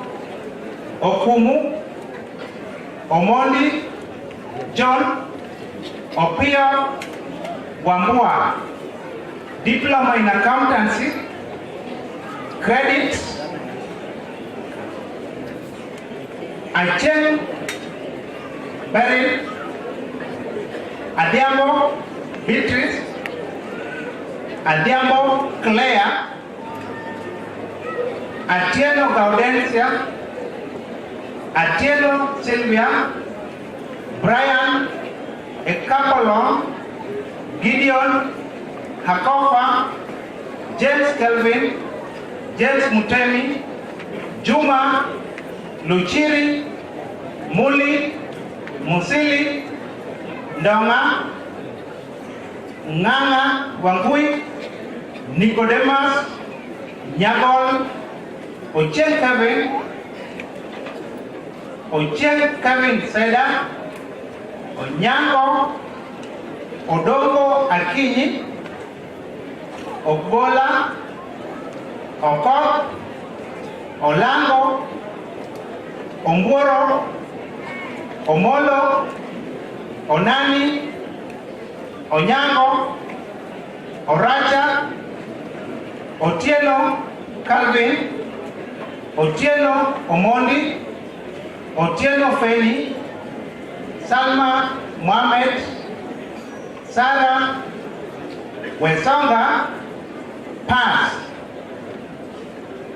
Awor, Kungu, Mochani, Ochien, Pendera, Wilikista. Thank you.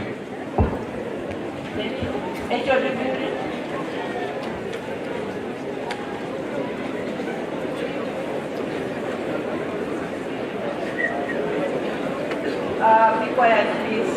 Let us keep silence. We are just about to finish.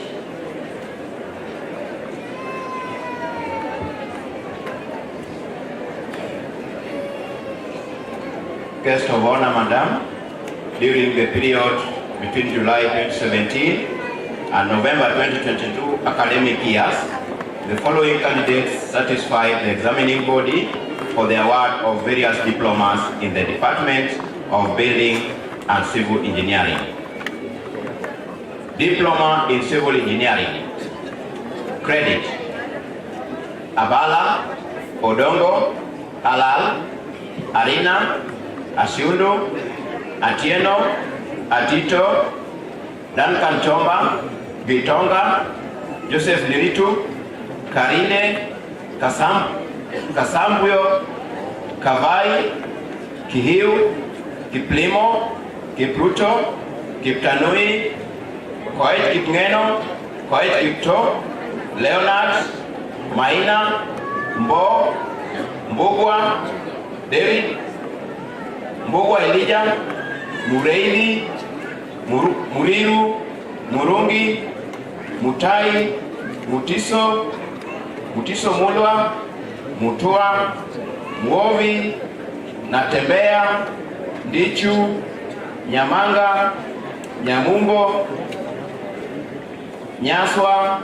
Obunga, Ocheng Moses, Ocheng Samson, Odemba, Odhiambo Calvins, Odhiambo Felix, Odhiambo Frederick, Odhiambo Godfrey, Odongo, Ogesi, Ogongo, Okot, Omol, Omolo, Omondi Okeo, Omondi Stephen, Omondi Wycliffe, Onaka, Onyango Philip, Onyango Peter, Ochar, Otieno, Ocheng Vincent, Otieno Victor Uma, Ouma Stephen, Owino, Owiti, Rono, Rotit, Victor, Wandera, Wanje, Waweru. Pass. Acheng, Abada, Abaja, Abira, Akinyi, Anduvate, Brian Isonga, David Ouma, Derek Kuredi,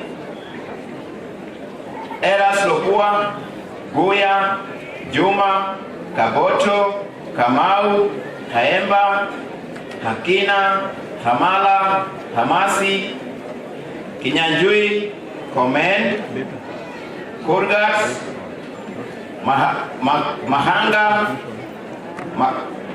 Mahanga Ruben, Makanga Obi, Midega, Mangarora, Moseti, Muchui, Muigai, Mulesia, Murage, Cyrus, Mutiso, Mwangi, Mwanza, Mwaringa,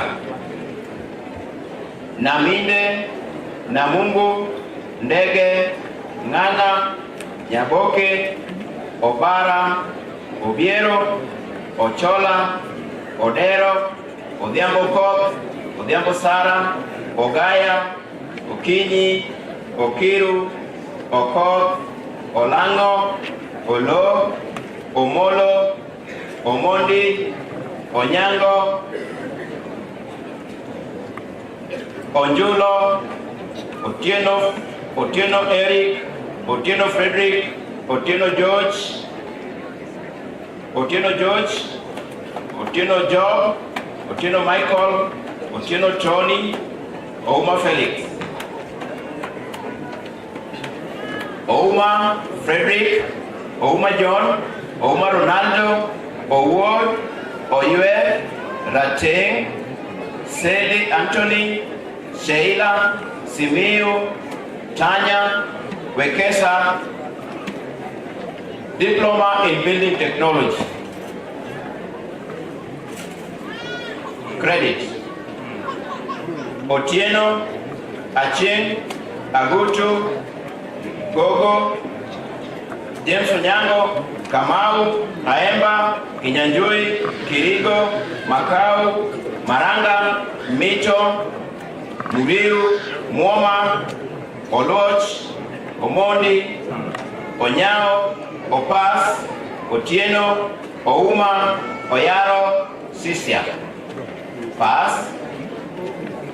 Asha, Asoro, Biko, Elijah, Kaimenyi, Kimutai, Githinji, Masharia, Mandela, Munene, Nyawade, Ocheng, Oduor, Omondi, Onjor, Onyango, Ooko, Otieno, Owuor, Wachara, Wafula, Were. Diploma in Land Survey. Credit: Abiga, Adede, Amala, Dola, Makori, Ochola, Odindo, Odingi, Odiwor, Ogola, Dakika moja tu. It's back.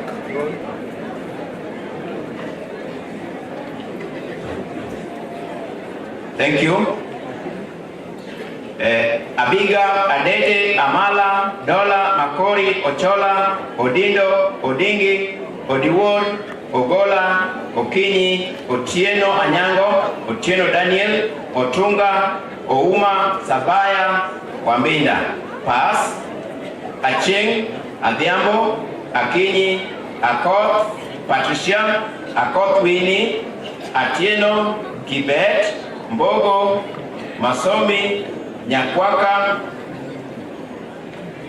Nyanchama, Ocheng, Ocheng Cyrus, Ocheng Samuel, Odongo, Oduor, Oduor, Okelo, Olwande, Omoni Collins, Omoni Kennedy, Onjula, Onyango, Opio, Opole, Orera, Osimba, Otieno Atieno, Otieno Calvins, Otieno Duncan, Otieno Ferdinalis, Otieno George, Otieno Samuel, Otieno Samuel Okok, Owino, Oyaro, Peter, Violet.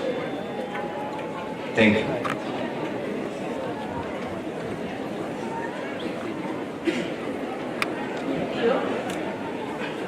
Guest of honor, Madam, I now humbly request you to award diplomas to the graduates.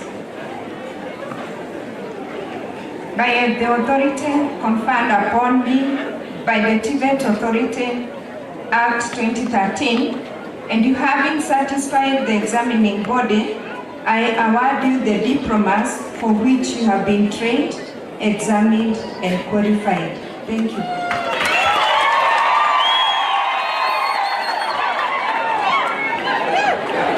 Congratulations to our graduates. You are now graduates. You may be seated. Guest of honor, madam, allow me to invite the principal again to recognize our guests that have just arrived. Thank you. Guest of honor, madam. One of our guests just arrived as we are making the last presentations, and we should recognize her presence and probably allow her to give a few remarks because she's also a parent here. But before I do that, I realize that we recognize the presence of the county commissioner and the team.